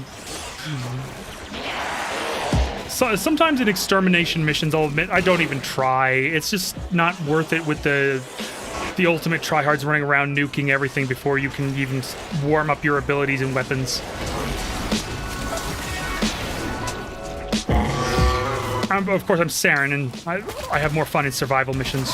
We fought with honor.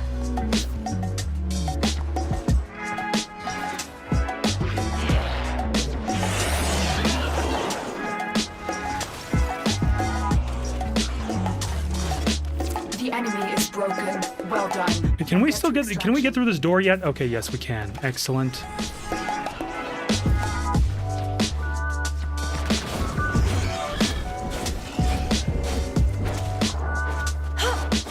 Oh, and this is my...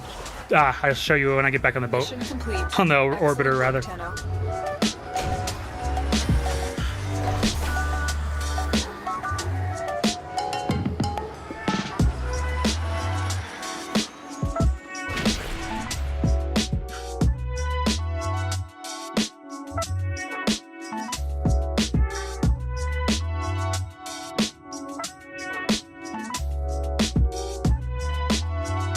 With the right mods, you can give Frost a little bit of a speed boost. It's not a problem. But Frost can actually do some crazy things nowadays with an augment that basically gives him extra crazy critical chance on frozen enemies. Ah, it's got me way zoomed in as an operator. But yeah, there we go. I went sort of techno mall goth for my general operator.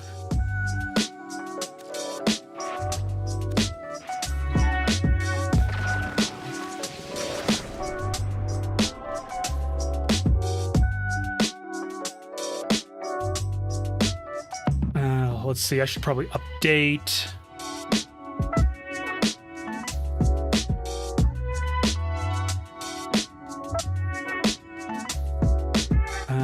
The stream now, just grinding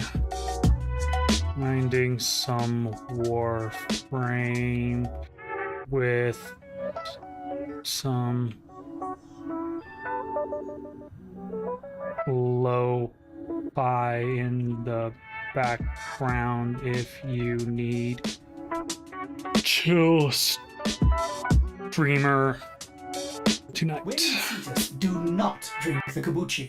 You are incapable of producing the hydraulic effort required to unstick your tongue from the roof of your mouth the following morning. Let's hit up the next one in the sortie. I've already done the Archon hunt. You probably haven't done those yet, but they're fun. And you probably haven't seen the Archimedia quests, weeklies. Oh man, there is so much for you to catch up on. This is a mobile defense mission. I'm actually kind of excited for you. And defend a number of locations while I break into the network. You'll get to see a lot of new stuff. Be prepared for heavy Crazy stuff. Some of it's designed to be really hard. They've got some content tuned to be intentionally pretty difficult. Here is a terminal. Get me in and get ready to defend. And I have been having some fun, you know, retuning some of my builds around them, because they have a bunch of things like the circuit and the Archimedia that sort of make you pick from a randomized set of loadouts to do them properly, or do them at all in the case of the circuit. And you know, so you want to make sure you have as many guns that are viable as possible, as many frames that are viable as possible for difficult content. And then sometimes they'll introduce modifiers like lower energy, or all the enemies explode around you, or you know, or like certain environmental hazards, and you have to tune your Warframe build to survive those with enemy levels up to 500 and whatnot, to get extra rewards like Archon shards, which you will also get introduced to later. Oh, Frost Bubble is good sometimes, but again, if like Frost Bubble isn't on the list of Warframes for the activity, you know, completed. Move on. I need access to a terminal. then you've got to pick a different. You've got to pick a different frame and tune them for defense and whatnot. Corpus walkers are heading to your location. They've specifically designed several activities around making you use as much of your arsenal as possible, making you try as much of your arsenal as possible. Position. I'm in, Tenno.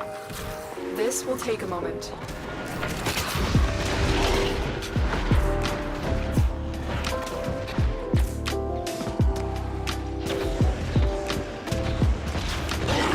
I wonder, did you get as far as the Incarnon weapons? Because those are... You're making waves, dreamers. They're fun. Feel it. And they are the meta. They are by far just the most high damage weapons in the game. I mean, you can still do some fun things with Kuva weapons and Tenet weapons and... Still working on it. Continue and Kodo weapons now, but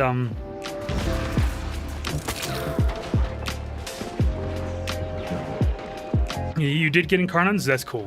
Excellent.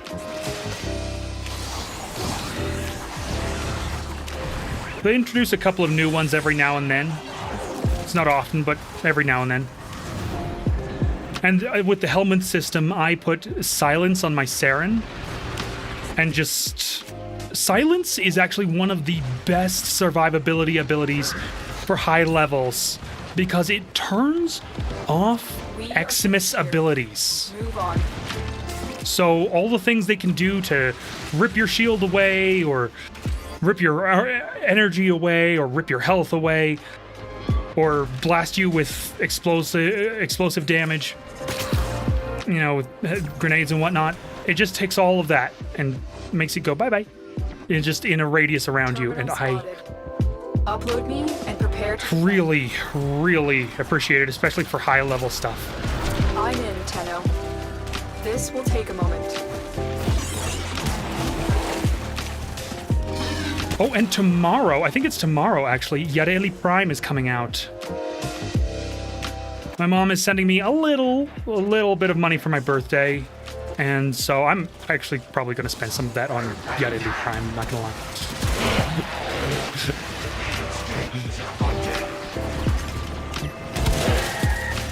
Just as a treat.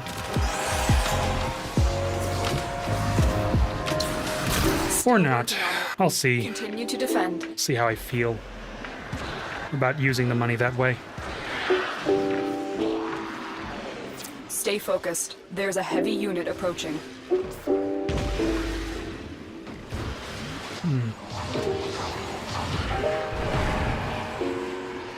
But yeah, I've got some builds for her that are pretty solid, and I've been waiting for the Prime version to start using a new resource called Archon Shards to boost her abilities and whatnot.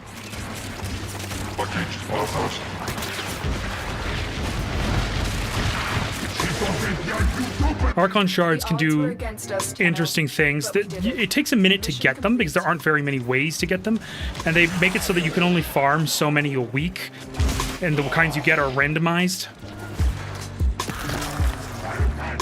But, so I figure it's better to save them for the Prime frames.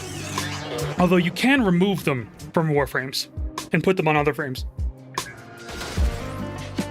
And you can do things like boost ability strength by 15% per shard, and you can put 5 shards in. Or boost casting speed, or boost a shield capacity a bit, or energy capacity, or how effective health orbs are, or how effective energy orbs are. Ability duration. And then there are ones with like other kind of special effects. I'll show you in a sec. This is one of the things you'll end up farming for a lot. Because with the right shards, you can basically drop mods or arcanes from some builds and replace them with other ones. So these, I've got 4 of the, like 3 of these on. I've boosted the effectiveness of energy orbs just for more energy. 3 of these give me 15% ability damage on enemies affected by corrosive status, so Saren's spores just automatically do multiplicatively, mind you, not additively, 45% more damage. And then I can increase my maximum stacks of corrosive, which is normally limited to 10, I think, by 3. Put another one of these in, and you're like, oh, Saren could armor strip completely, but you don't want to armor strip completely because enemies with armor take more damage from corrosive. Your red shards can do, especially the Tau Forged ones, those are like the enhanced ones, can give you more melee critical damage, more primary status chance, more secondary critical chance, ability strength or ability duration. Yellow ones can give you more maximum energy filled on spawn, more effectiveness on health and energy orbs, more casting speed and more parkour velocity. Blue ones can give you more health, shield capacity, energy, armor, or regenerate health. The emerald ones, which are a combination of the green and blue, can make toxins status effects deal more damage, recover +2 health each time enemies are affected by a toxin status, gain 10% ability damage on enemies affected by corrosive, or 15 in the case of the Tau Forged ones. Yeah, these are new. And increase maximum stacks of corrosive. The topaz ones give 1 health per enemy killed with blast damage, maximum 300 health. I think it's permanent for the mission. Or no, yeah, I think it's max health or something like that. I don't know. Regenerate +5 shields when you kill an enemy with blast damage. You can just constantly regenerate shields if you're using blast damage a lot, and blast damage has gotten a lot better, actually. because it builds up and then it explodes, and if you kill an enemy with blast damage on them, it explodes for triple the values. So if you've got a high damage weapon, like even a sniper rifle, you can turn it into an area of effect nuke by putting a blast status on an enemy, then killing them, and it just nukes everyone around them. Increase secondary critical chance by 1% every time you kill an enemy affected by heat status. So, like, this is great for Mesa. People do like 4 or 5 of these Tau Forged Topaz Archon shards on a Mesa sometimes. 10% ability damage on enemies affected by radiation status. And then, of course, you've got 10% ability damage on enemies affected by electricity status. 30% primary electricity damage, gain an additional 10% per Crimson, Azure, or Violet Archon shard equipped. Electricity will combine with mods. 25% melee critical damage, but the boost doubles when your maximum energy is over 500. And, of course, the health pickups give 20% energy, and energy pickups give 20% health, or more if you've got a Tau Forged version. And then you can use that to basically... you can use 1 or 2 of those to basically replace equilibrium on your build. Right now, shield gating is absolutely the meta. And one of the easiest ways to get good shield gating, you can do the thing, like, you don't do dragon keys anymore. They have a specific mod that will reduce your shield capacity, but also reduce your recharge delay. But it's actually better in most cases to do this. Boost your shields a bunch, right? Because they changed how the dragon keys work. Then fast deflection for better shield recharge and less shield recharge delay. And then arcane aegis. Every time your shield is damaged, or when you're in that invulnerability state after your shield's been broken, but you're not taking damage to your health yet, you can still trigger this arcane. 3% for 30% shield recharge for 12 seconds. And what that does is it starts recharging your shield real fast, and it can just keep it recharging for 12 seconds, and you basically get shield gating for that entire 12 seconds, making you functionally immortal for a while. It triggers pretty often, and it works better when you have fast deflection on and a high shield capacity. That is basically the meta right now. It's going to be the meta for Valkyr 2 because they're doing a rework of her, and they're taking away her invulnerability, and I hate that so much. But what are you going to do? They have a whole explanation for why they did it, but the explanation is trash, frankly. Your chosen warframe suits you.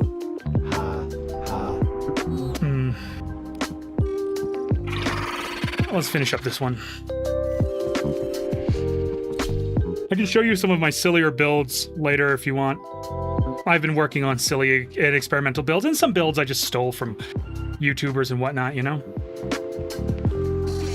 need to play something now. You better grab a game then.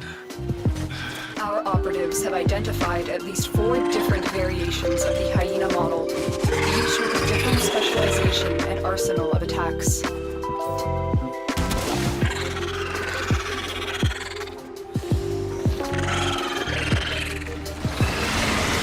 Walkers incoming. Oh, somebody already took them out. The Damn. assassination target is here. Wipe them out. Here, they're gone. That's what happens when you end up with the real tryhards. Like, I experiment, I play. I've got well over 1,000, maybe nearly 2,000 hours now in this game. I have more time than my Steam count because I started playing on the non-Steam client. Great work, Tenno.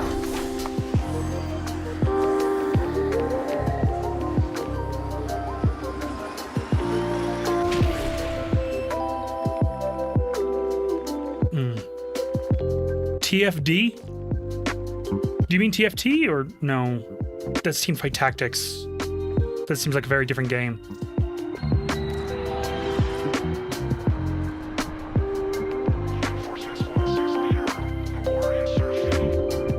Oh, I should have done this earlier. Advancement imminent. I require more. You would make an excellent cephalon tech. One more rank and I can start getting the augment mods that I don't have yet. Do you see anything interesting? I still need to get up to another rank. I especially want this one. This one turns Nezha into kind of a nuke frame, actually. because status effects spread to all enemies that have been speared. And then you can re-trigger the explosion to, like, scale up the damage, and this is all affected by power strength.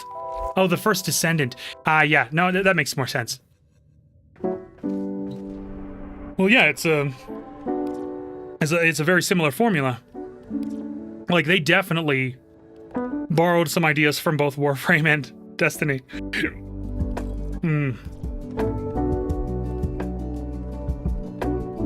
I hear lately they've been going a bit hard on the grind and the microtransactions and stuff though. That was more or less inevitable, if we're being honest.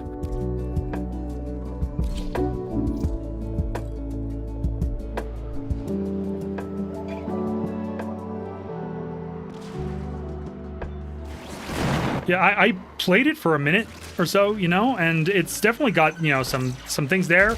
It's obviously not as refined as either of its major inspirations, While I extract what we but it's also, you know, not bad or anything. At least gameplay-wise.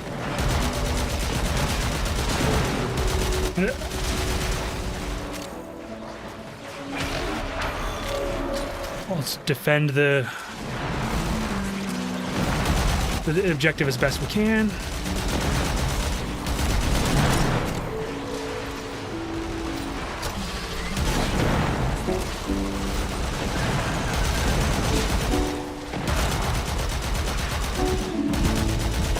Still working on it. Continue to Arc defend. guns were supposed to be like the big thing that you brought out when you needed to do way more damage than anything else. But with the exception of the Mausolon, which I'm using here, and like a couple of others, they have been largely outclassed by Incarnate weapons. This is a funny thing. They still have their uses, of course, and you still use them when you're in a Necromech or an Archwing.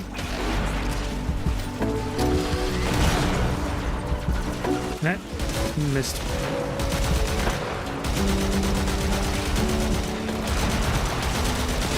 Have the data. Move on to the next target.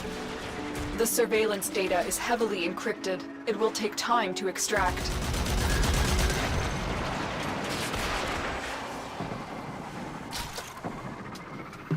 Optimization? What do you mean?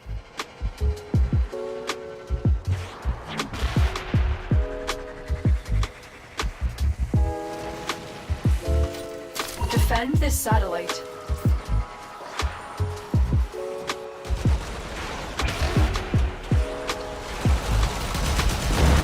The first Descendant?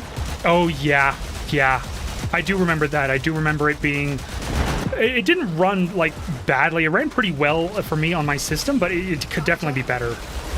Especially on lower-end hardware, I imagine. Frankly, the vast majority of... I believe that game is Unreal Engine 5, isn't it?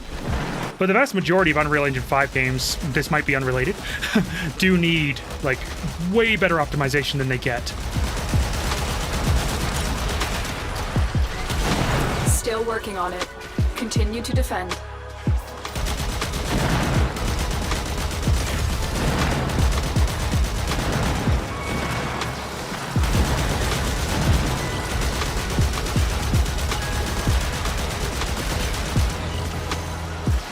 You know what? I'm just gonna melee that. There we go.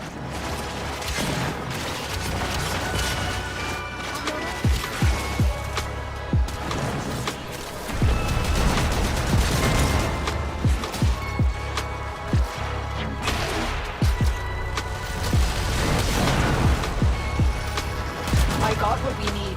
Find the next satellite. You know, pretty much it's just a memory hog. Yeah, it is a memory hog, and the crazy thing is, like, I've got 24 gigs of video of GPU memory because I'm on a 7900 XTX, Do not let and I've got the 32 enemy gigs destroy the of satellite system before I memory, have what we need. and still kind of a memory hog sometimes. Of course, it doesn't help that I am running at a weird-ass massive resolution. It's not actually 4K. It's like a little bit less than 4K, but it's definitely, you know, heavier than regular 1440p or 1080p.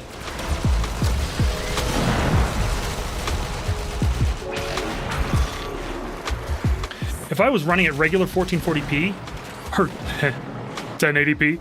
Dear God, this machine would never need upscaling. Or at least not for most games. Still working on it.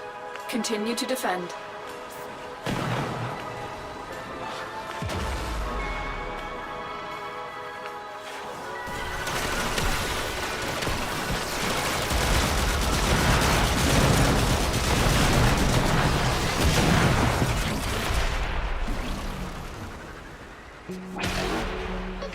Everything on the lowest setting is. Did you die again?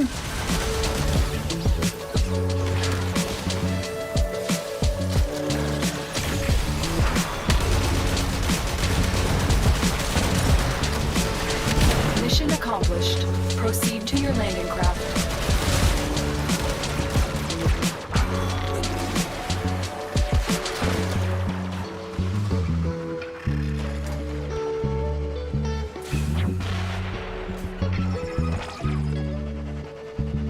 At this point, with all the experimenting they've done, Warframe is like 4 or 5 games in one. Yeah, Warframe's still pretty optimized, and you can always like go back to the old X11 version if the X12 version starts giving you trouble, that sort of thing. Yeah, Destiny 2 has its issues, but it mostly ran pretty well, even on my old rig, at this resolution, mind you. Well, I used some upscaling, but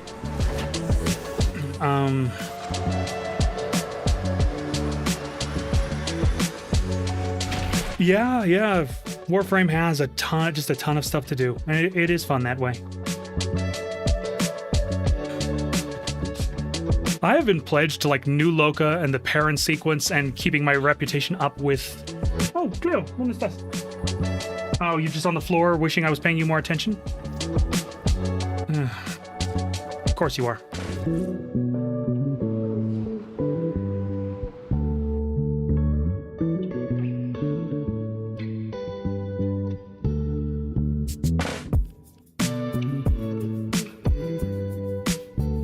Yeah, there's so much to do, and I'm excited for Soulframe. I really am.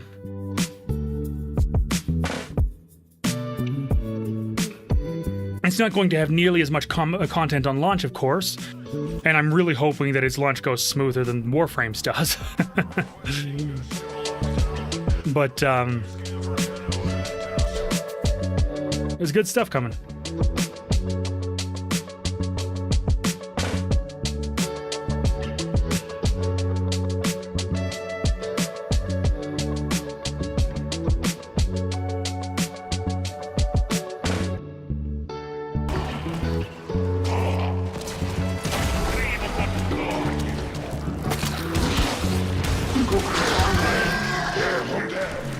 Yeah, I remember I didn't play in the beta. Unfortunately, I didn't get that. I could never get Excalibur Prime. But I did play pretty early on, before I believe the parkour changes were introduced. And you know, I played for like a couple hours and it was just like, nah. But then years later, you know, after Warframe had just a bunch of... Oh, this is stuttering a little. After Warframe just had a bunch of updates and whatnot, I saw a video of some random player in Warframe doing some sort of parkour challenge where they were going through this super high level area as fast as possible without killing anything, and they were just basically, you know, parkouring their way through the whole mission and avoiding fire. And it was just incredible to watch. And this was before you could do basically permanent survivability on most frames with various combinations. And just watching that, watching that flow, watching that parkour, watching that mastery of the movement system made me go, okay, I should check out Warframe again. And I did, and I haven't regretted it, except, well, my wallet may have regretted it now and then. But overall, this game has been fun. And there are times when I'm like, I should play some other games, and then I just come back and I work on my builds a bit, and that's maybe not healthy, but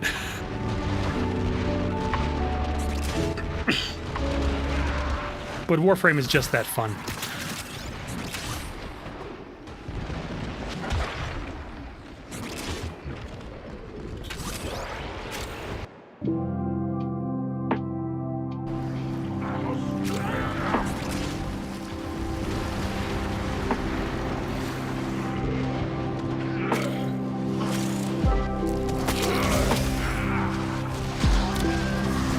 I like build crafting in games like this. That's what I did a lot of the time in Dungeons and Dragons Online back in the day when I still played that. You know, theory crafting and build crafting, and I did a lot of that in Destiny as well. Get to extraction. Warframe makes it a lot of fun. These are all kinds of ways to build your character, and you don't have to you don't have to literally reincarnate your character like you do in Dungeons and Dragons Online to really change up your build and try a different class. What you have learned here will Destiny was the same way. It still kind of is to a point, but man, Destiny dropped the ball, especially after Final Shape. Before, it dropped the ball at Lightfall, and then it did great Final Shape, and then after Final Shape, they just kind of, well, we're going to fire all these people and give people absolutely no confidence in the future of the game. And we're not really going to be doing proper DLCs anymore, so no more big stories, and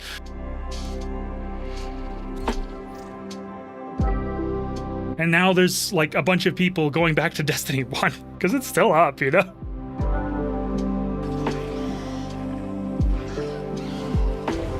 Yeah, I always wished Destiny 1 had come to PC. I wanted to play through the story. And I know the original story wasn't very good. And Dinklebot was Capture them quickly before they escape. Was not a win for the game. No, we're here. Track them down quickly. But like Warframe, you know, they did a pretty massive overhaul. And we'll interrogate the captive back at base. Your part is done here, Tenno. A juggernaut nearby, it will only attack when it senses high concentrations of infested blood. Slow the fight if you want it to go away. He missed Dinklebot. And his very, like, I heard some of the lines. His it wasn't robotic, it was just bored. He phoned that in.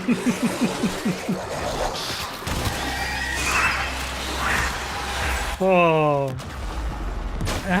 Random toxin proc, probably. Stay focused. There's a heavy unit approaching. Come on.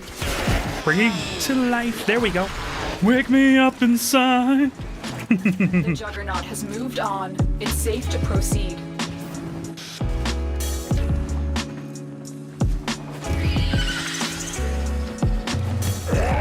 Oh, there we go.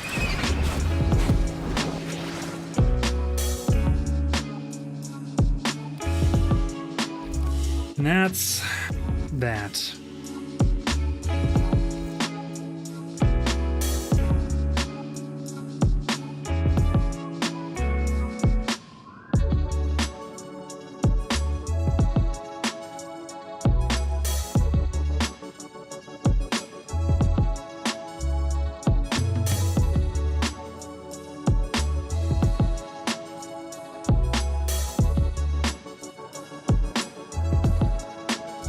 Give us the option to choose our ghost voice. It would be cool if you could personalize the ghost to that sort of extent,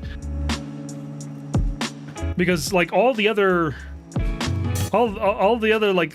story characters have like their own special ghost, and every single player has the same ghost. I mean, of course, we are supposedly just one character. We are all just one character as far as the story is concerned.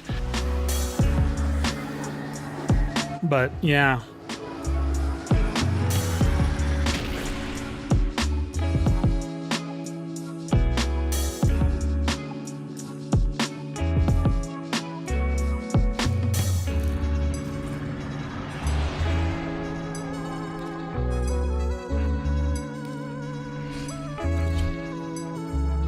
Yeah, the final shape, That was a pretty solid campaign. That whole campaign was pretty darn solid.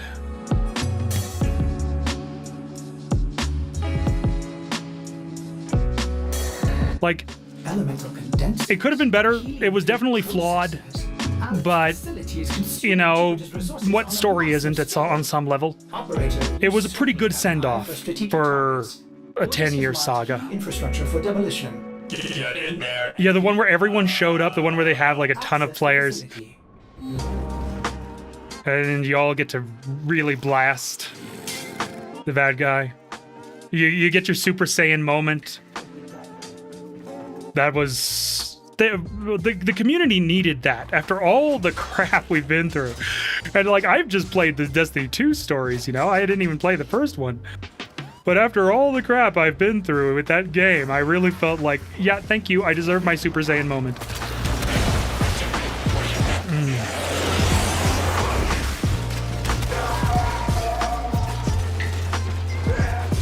So many Chaos Reaches, essentially. Yeah.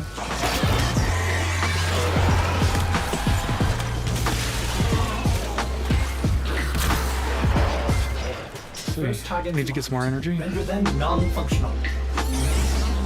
My abilities cost more because I do have Blind Rage on. These elemental condensers are the heart of Alad's operation, his profit center. Smash it up.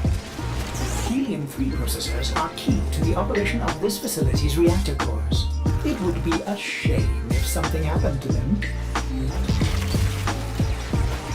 Most efficient operator, Ordis has located the next bank of machinery. Now, turn your attention to the reactor core. Locate the console and initiate the overdrive sequence. Wow, I haven't got a lot of energy this mission. Overdrive sequence in progress. This will take a few moments. Do not allow Alad's personnel to reverse the sequence. Well, my spores are still going, so that's fine. Ah, there we go. Silence. Now that shuts off all the Eximus abilities. I like playing with silence. I don't know why I like the muted sound effects. But like just lowering the volume isn't the same. I like the way silence makes everything sound.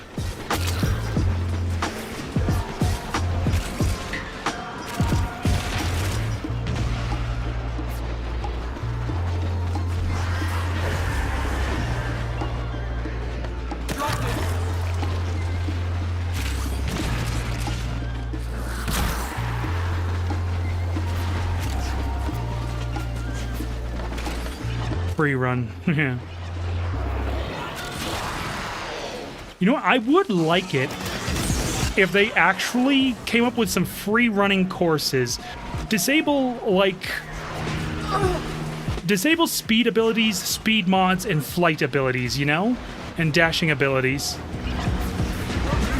And just let people practice their parkour in specialized, not missions, but like activities. Cease to exist. May Ordis suggest Running for your life. Maybe offer some cosmetic rewards for that sort of thing. Nothing weapon or frame or like power related, but just some cosmetics.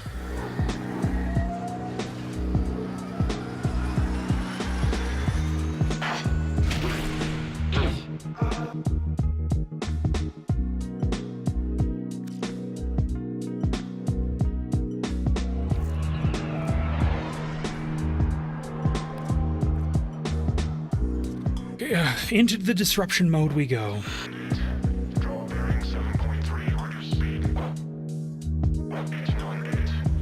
You've been doing a lot more fishing in Destiny, or?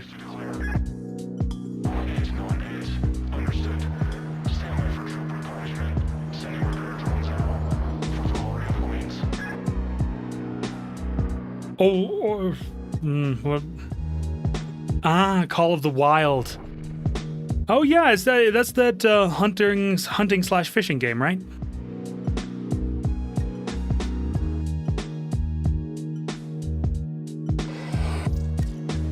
Operator, incoming transmission. It's from Fortuna. Call of the Angler, yeah. Alad Faye selling the latest in asset security. Conduits. put the key in, and you can pull the shinies out. Trick is, you've got to wait to open. Something happens to the conjure before you can pull the goods. One on Xbox is the fishing one. Fair enough. Ever. Also, the bleeders Al had sold the tech to will try to kill you. Give that console the old bypass so we can get this thing started. Did the console long before you finished your lines there, little duck. The conduits with interference routines specifically designed for the Tenno. Things might get a little weird. Conduit keys are carried by high-ranking muckety-mucks. Knock them down. See what they've got. Did you get... no, yeah, the Incarnans came after the... this Disruption game mode was introduced, so I'm pretty sure you've played it. First key. Right. Find a matching conduit.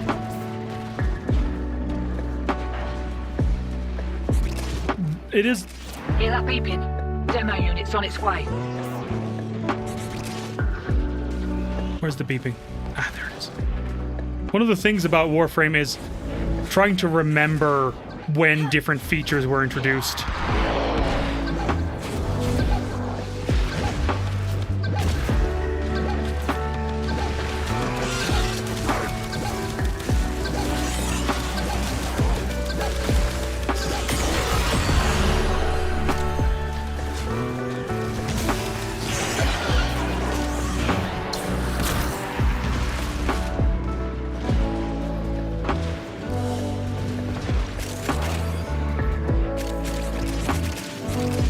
Ooh, found a key.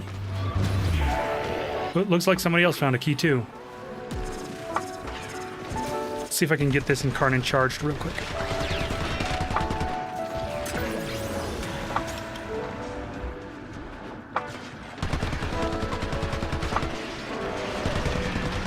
Okay. Bad guy coming, come on. Let me charge this thing. There we go.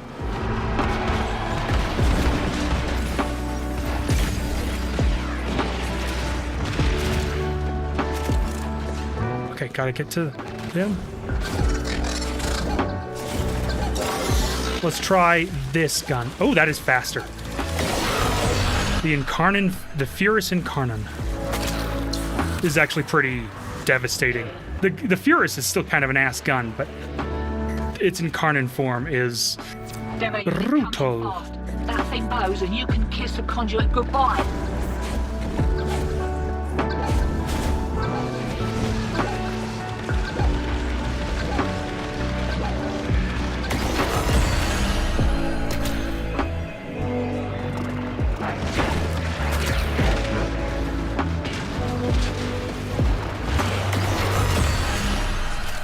That's the last one. Yeah, we just got here.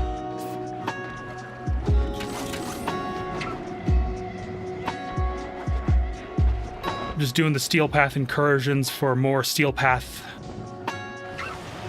for more Steel Essence or whatever. To hit the pub. Oh, in some missions, in some tile sets now, you can actually call in your motorcycle from Halvania. Yes, you get a motorcycle in Warframe 1999, and you can call it into regular missions. They fought well. Good. Yeah, the fishing was only a seasonal thing, and that bothered me. Like, it was a fun thing to do. And it wasn't like it was so rewarding that you could grind away the game just doing fishing.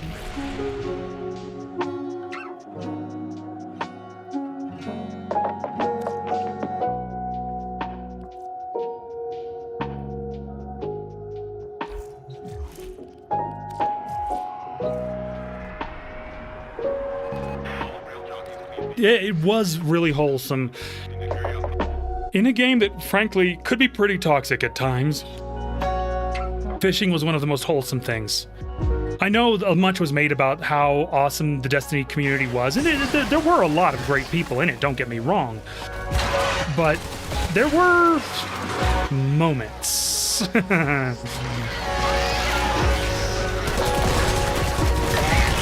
I mean, you find toxic players everywhere eventually, sooner or later. But Destiny could be pretty,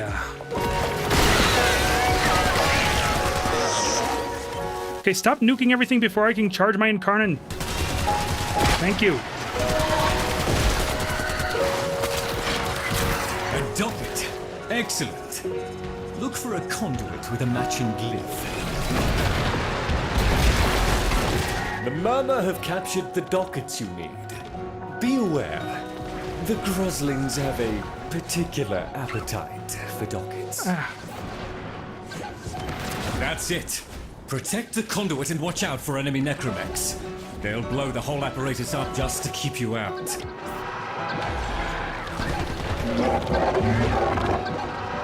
There we go.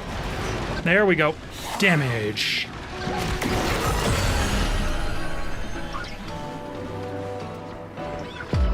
They want to 1v1 you in the Crucible.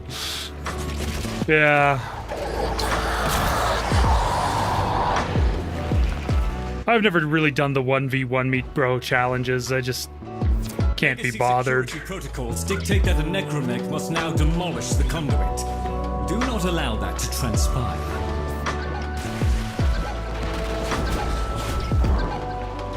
Where are you? Stuck on geometry. God damn it.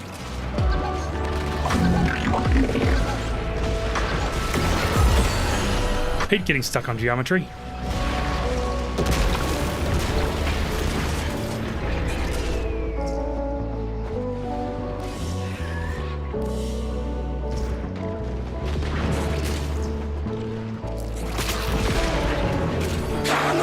Hey, Grosling! It'll certainly have a docket, but it might also have the final chapter to that book I was reading.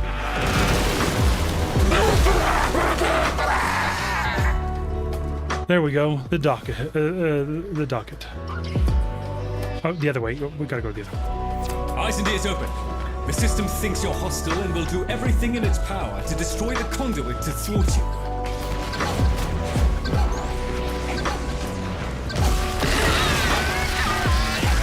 There we go. Just melt that thing with the power of boom. Yeah, this one's got a lot of armor. Oh well. It had a lot of armor.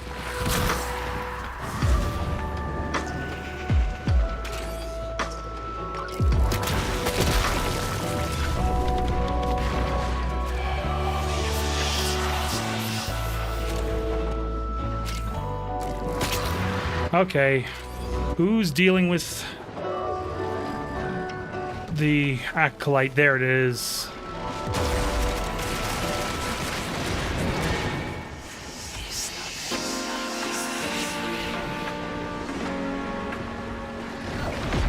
Oh, somebody already put one in.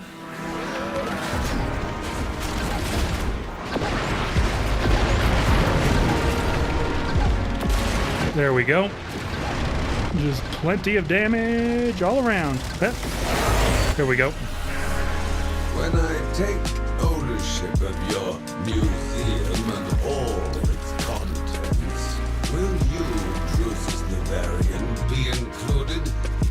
Make this easy for me, and I will make that transition comfortable for you. But and there we go. Long the inevitable. I cannot leave. You will be paid. They fought well. Good dance all. All done.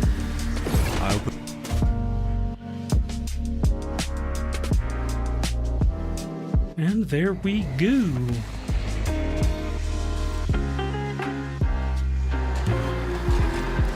Really? It took me here? Hmm.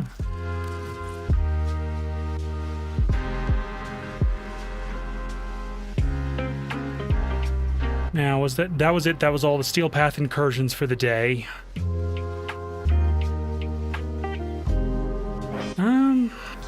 Did I have anything more in the circuit to do? Oh yeah, I had a couple more arcanes I wanted to get. Might as well do a bit of that.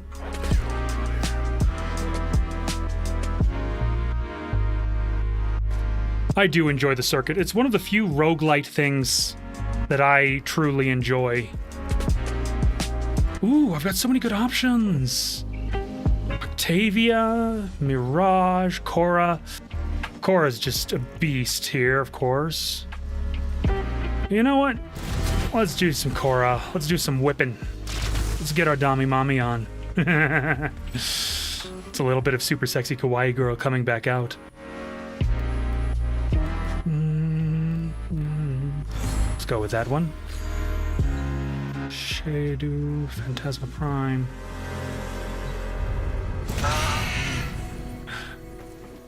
You might indeed. Oh no. The thing is, the weapon I picked doesn't actually matter because this build is all abilities. I want to rig some shit. Did I have this one modded properly? No, it's only got default mods. Oh well, it doesn't, again, it doesn't matter.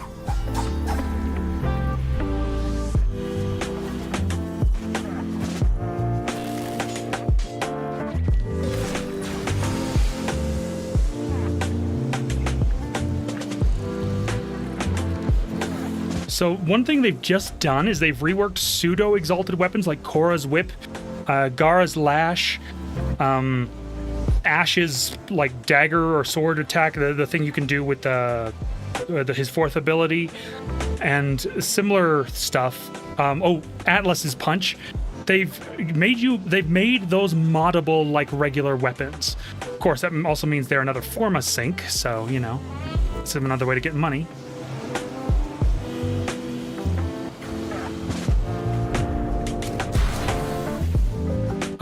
But it also opens up build possibilities and means you don't have to rely on stat sticks to make those abilities work.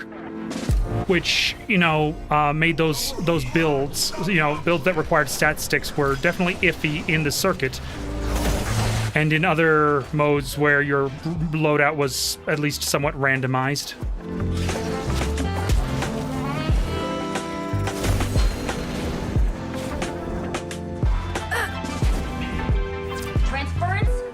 Oh, there it is. And now we can get another decree, which is more bonuses. Ooh, that's exactly what we want. Because it applies to the whip as though it were a melee weapon. There we go. Critical damage!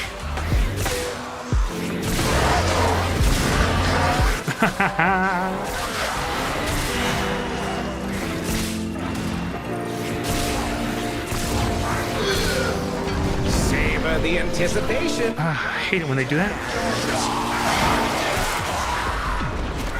Oh, someone's already bleeding out. Better save him.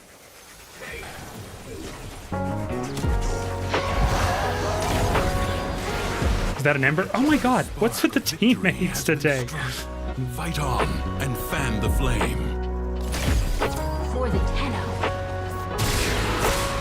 This mode is one where you want to take in the more survivable builds you have, because the difficulty does ramp up, and you can go all the way to level cap. They actually reworked level cap, so there's a certain point where enemies just stop getting more health, I think. So you can go to like really high levels now without completely losing effectiveness on some builds. From the clutches of its... But they do so much damage at the super high levels that health tanking and armor tanking is just absolutely not worth it. You will die a lifetime, an eternity, a universe of deaths before you are blessed by... Yeah, shut up. Do not shove. You all be able to...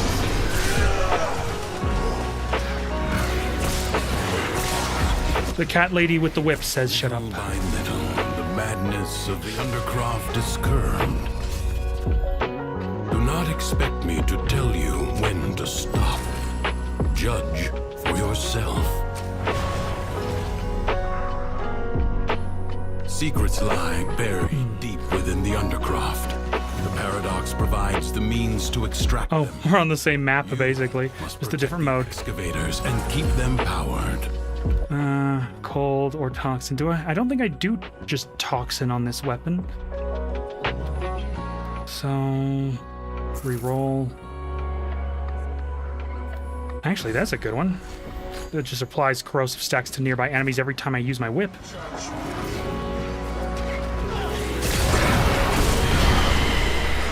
which will turn under attack.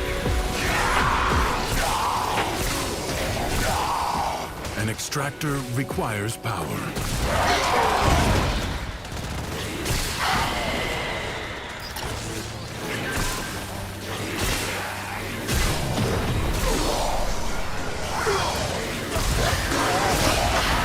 There we go.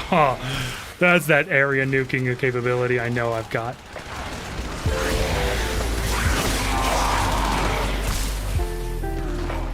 A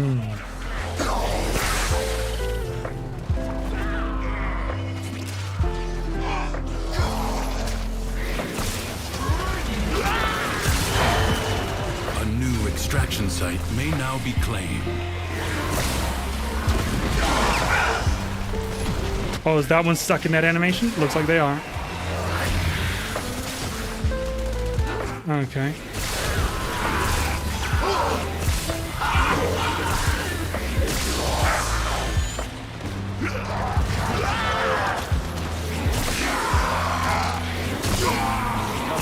Come on, plenty of room. Hey, yeah, I can probably just leave this one after I take out that guy. Let's just go start the next one. We fought with honor. Whee!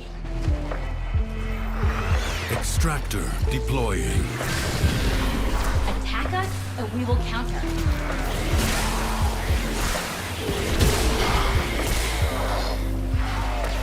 Marking void treasure. Out of energy for now. Site.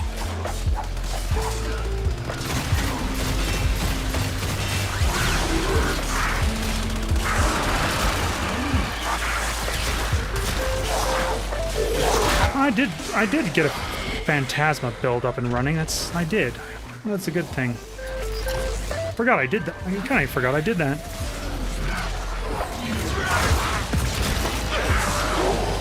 Ah, stupid energy stealing bullshit.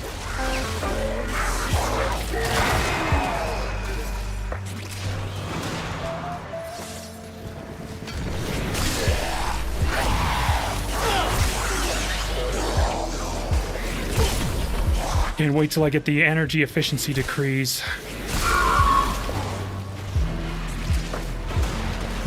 Extractor in place.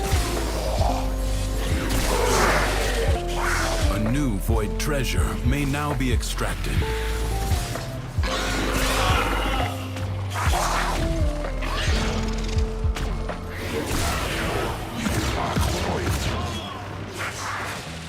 Don't be there.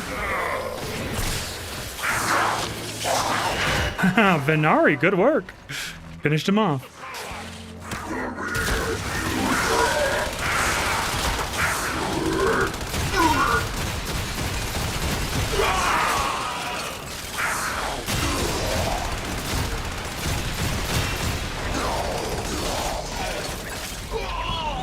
Let's get some energy. There we go.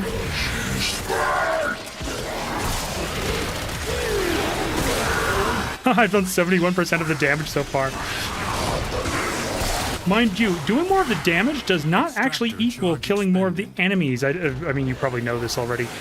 But it's just interesting to me that when you do more damage than an enemy has health, that damage gets counted towards the overall percentage of damage done.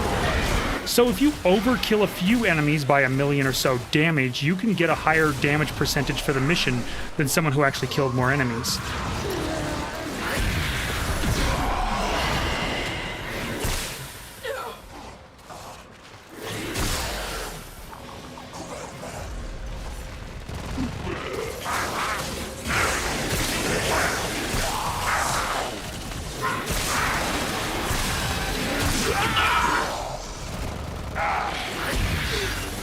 Yeah, overall damage. To you, but further as opposed to effective damage. Here for the taking.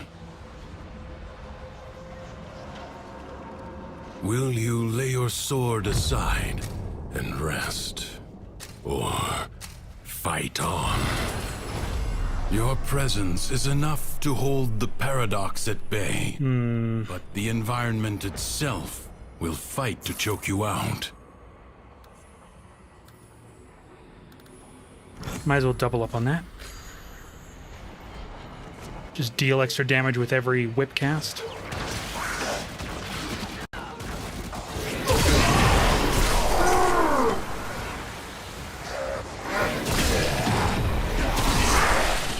Of course, with Korra's nuking ability, you're not just getting overall damage, you're also killing lots and lots of enemies.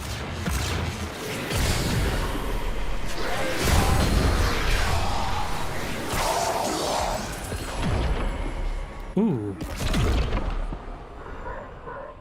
Let's do that one.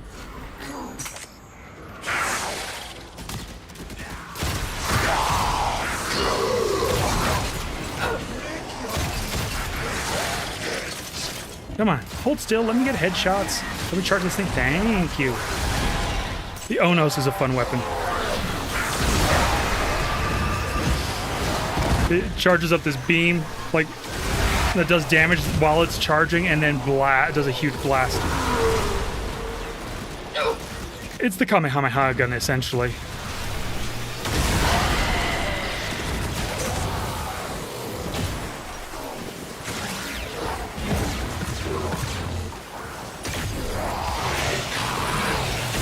And in its incarnate form can definitely clear groups, but it does need to be recharged rather soon, which is why I don't normally use it that much.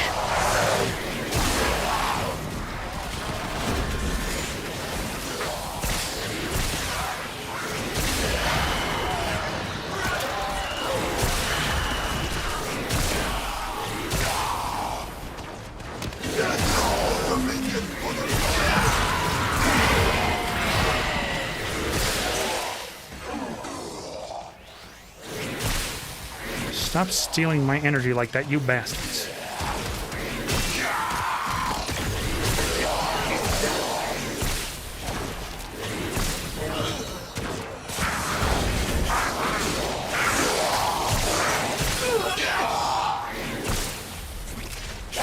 There we go. Let's get some of that survival, some of that life support stuff. There we go.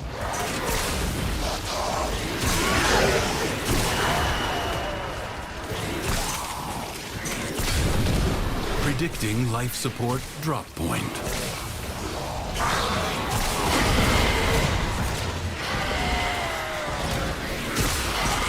Tonight's Destiny, tomorrow's Clair Obscure. Yeah, I've heard good things about Clair Obscure. I'm not really into turn-based games most of the time, so I'm probably going to give it a pass, but I'm glad people are having fun with it.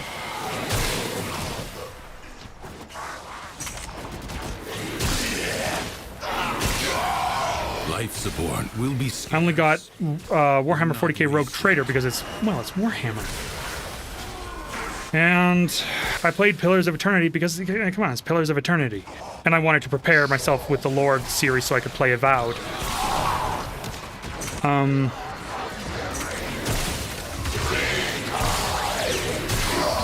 And I have played the turn-based Yakuza games, but that's because they're Yakuza, come on. Right?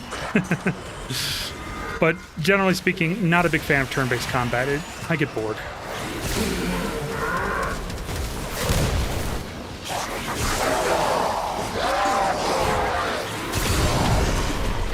And not even quick time events can make me not get bored of turn-based combat.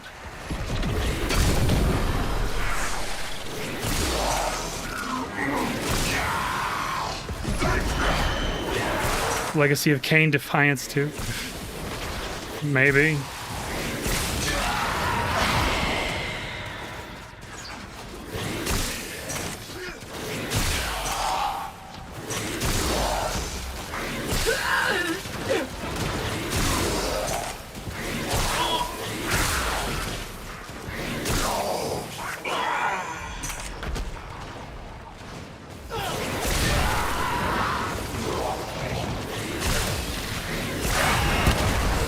Part of me wants to do like a joke, I don't know, fanfic or something about a therapist in the Warframe universe, or the Destiny universe, or both. Just because imagine the trauma Imagine being a corpus or a Grenier and your bosses, you know, treat you like crap and you're dealing with bullshit all day, but this is what you know, the endless war, the endless crusading. And then one day you're just out on a mission and this weird looking cat lady walks by, flicks her wrist, and then all of the friends around you are dead. She does it again and you're dead too, and you're just like, dictates that this I don't know if I want to be cloned again, you know? A grave setback to the cause. Let us rewrite that event.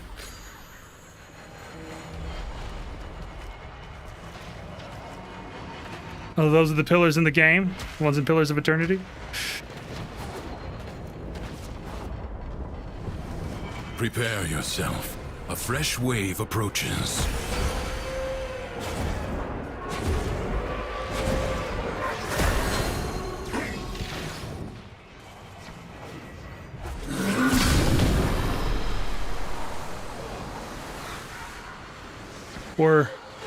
Or imagine you're one of the poor bastards in the sanctuary onslaught,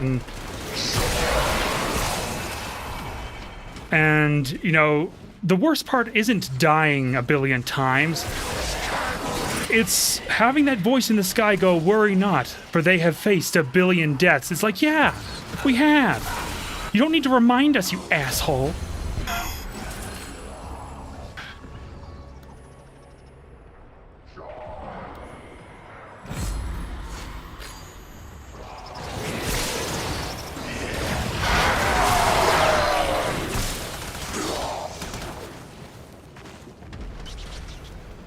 Is also in Blood Omen, huh? Interesting.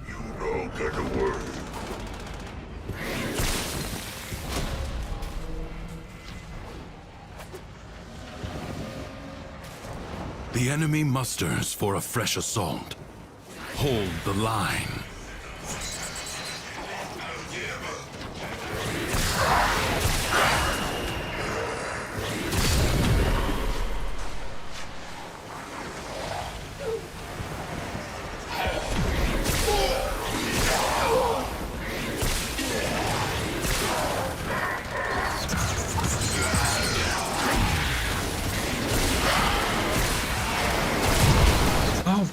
God, now I want to do a story where all the creatures in Sanctuary and beings in Sanctuary Onslaught unionize. That's so dumb, I love it.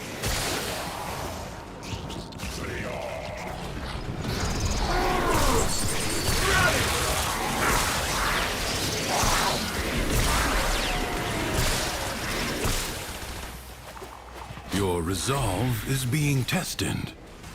Do not falter. No time to rest. Already a new onslaught begins.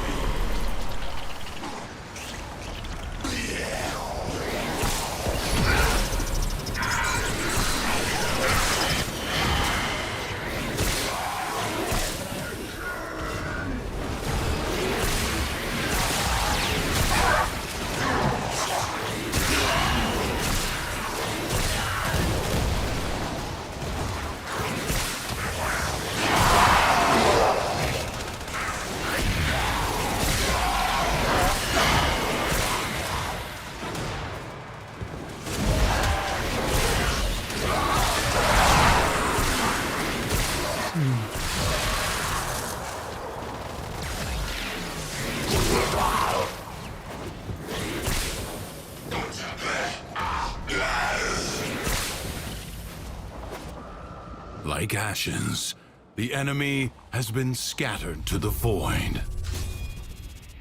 It is my duty to make extraordinary demands. I think I'll go to the next tier and then just call it there, maybe. The void angels that roost in the Zeraman are breaking into the Undercroft. Repair the damage to keep them at bay. Globes of ambient void energy hover around you. Collect them to seal the breaches.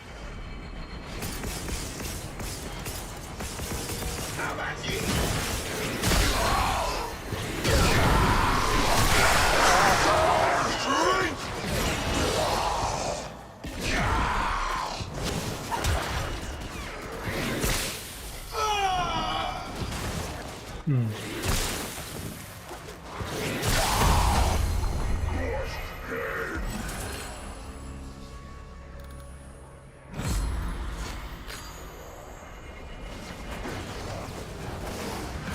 we go.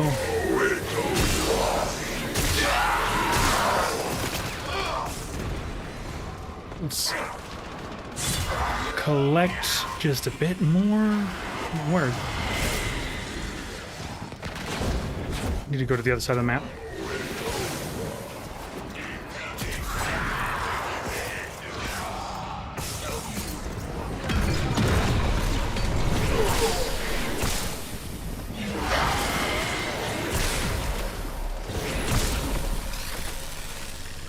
The Void Angels are unrelenting. You are all that is keeping them at bay. Okay. Hold fast. Rift B is up. Fight on. Ooh. Close the ruptures as you would staunch the wounds of a comrade.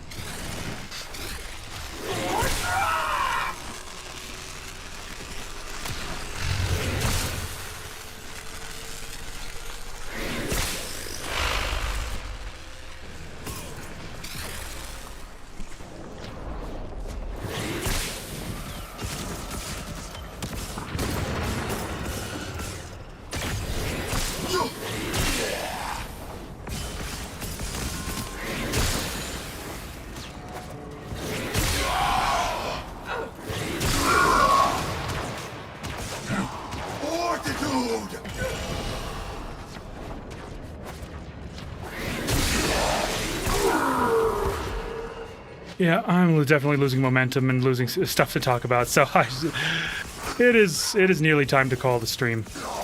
So I will just finish off this thing. Again, Vampy and everyone else who was here, thank you for being here. Made my birthday more fun. The rupture is closed. The paradox stabilizes.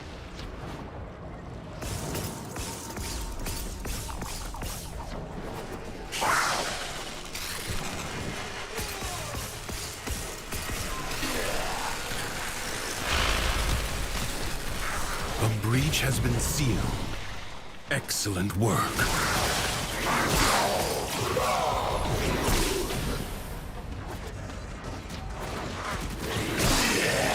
Stand strong! You are discovered, villain! You are discovered villain. I like that. This is Duviri, after all, where they think they have knights and whatnot. Break through the wall. Their master will be freed. Do not allow that to happen. Oh, looks like D was finished. Better go to E.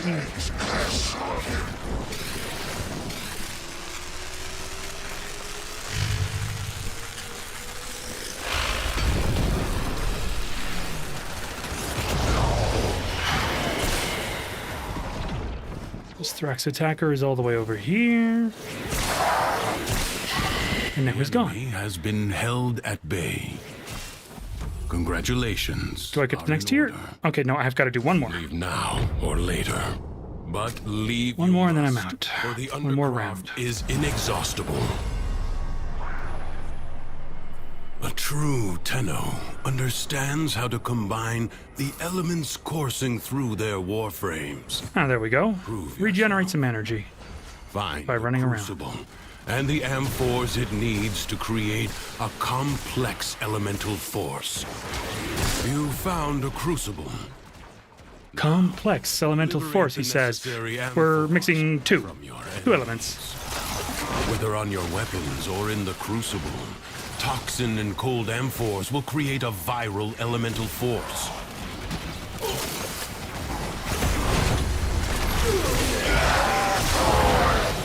Well, let's just put that there for fun.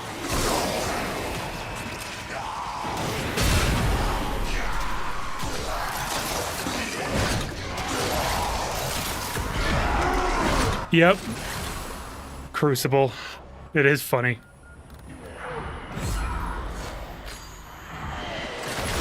Cut the enemy forces down. Take the amphors and hurl them at the crucible. Well, Sharks would be proud. I'm essentially throwing grenades at the Crucible.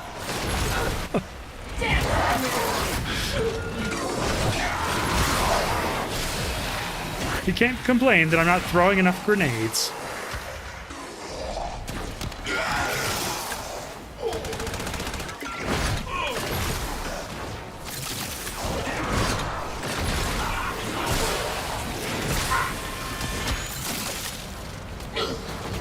Nope, wrong one.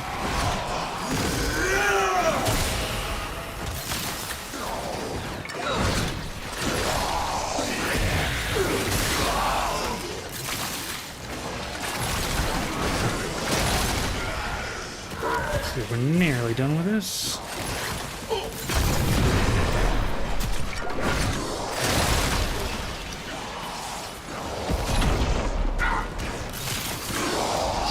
At least in the circuit, you don't have to wait for the Crucible to do that thing where it spins around and mixes everything up. You just have to fill up a different one. That's how they decided to again. That's how they decided to do the thing in the circuit. These are the This whole activity is literally sort of been designed to tell new players how to mod elements on their weapons.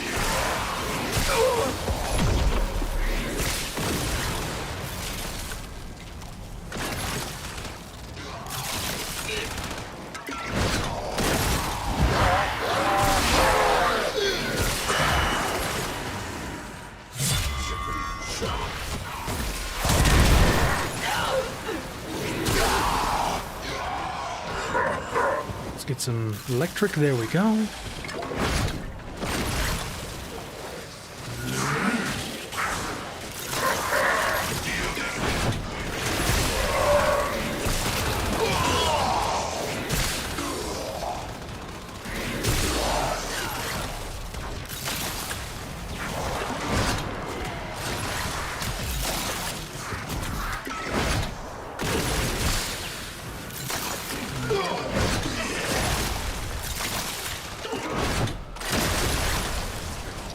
There we go, we're nearly done with that one. Let's see.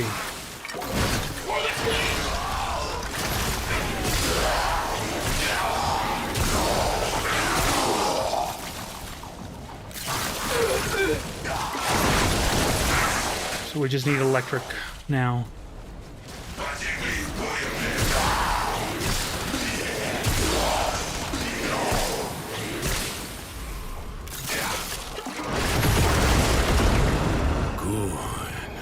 Replicate elemental That's combinations as you modify your weapons. Again, thank you to everyone who showed up to the stream. I have been the Nerdic Translator, and I'm signing out. Both from the game for now, and from the stream. Take care, everybody. There is a time for training, and a time for tea. Another job well executed.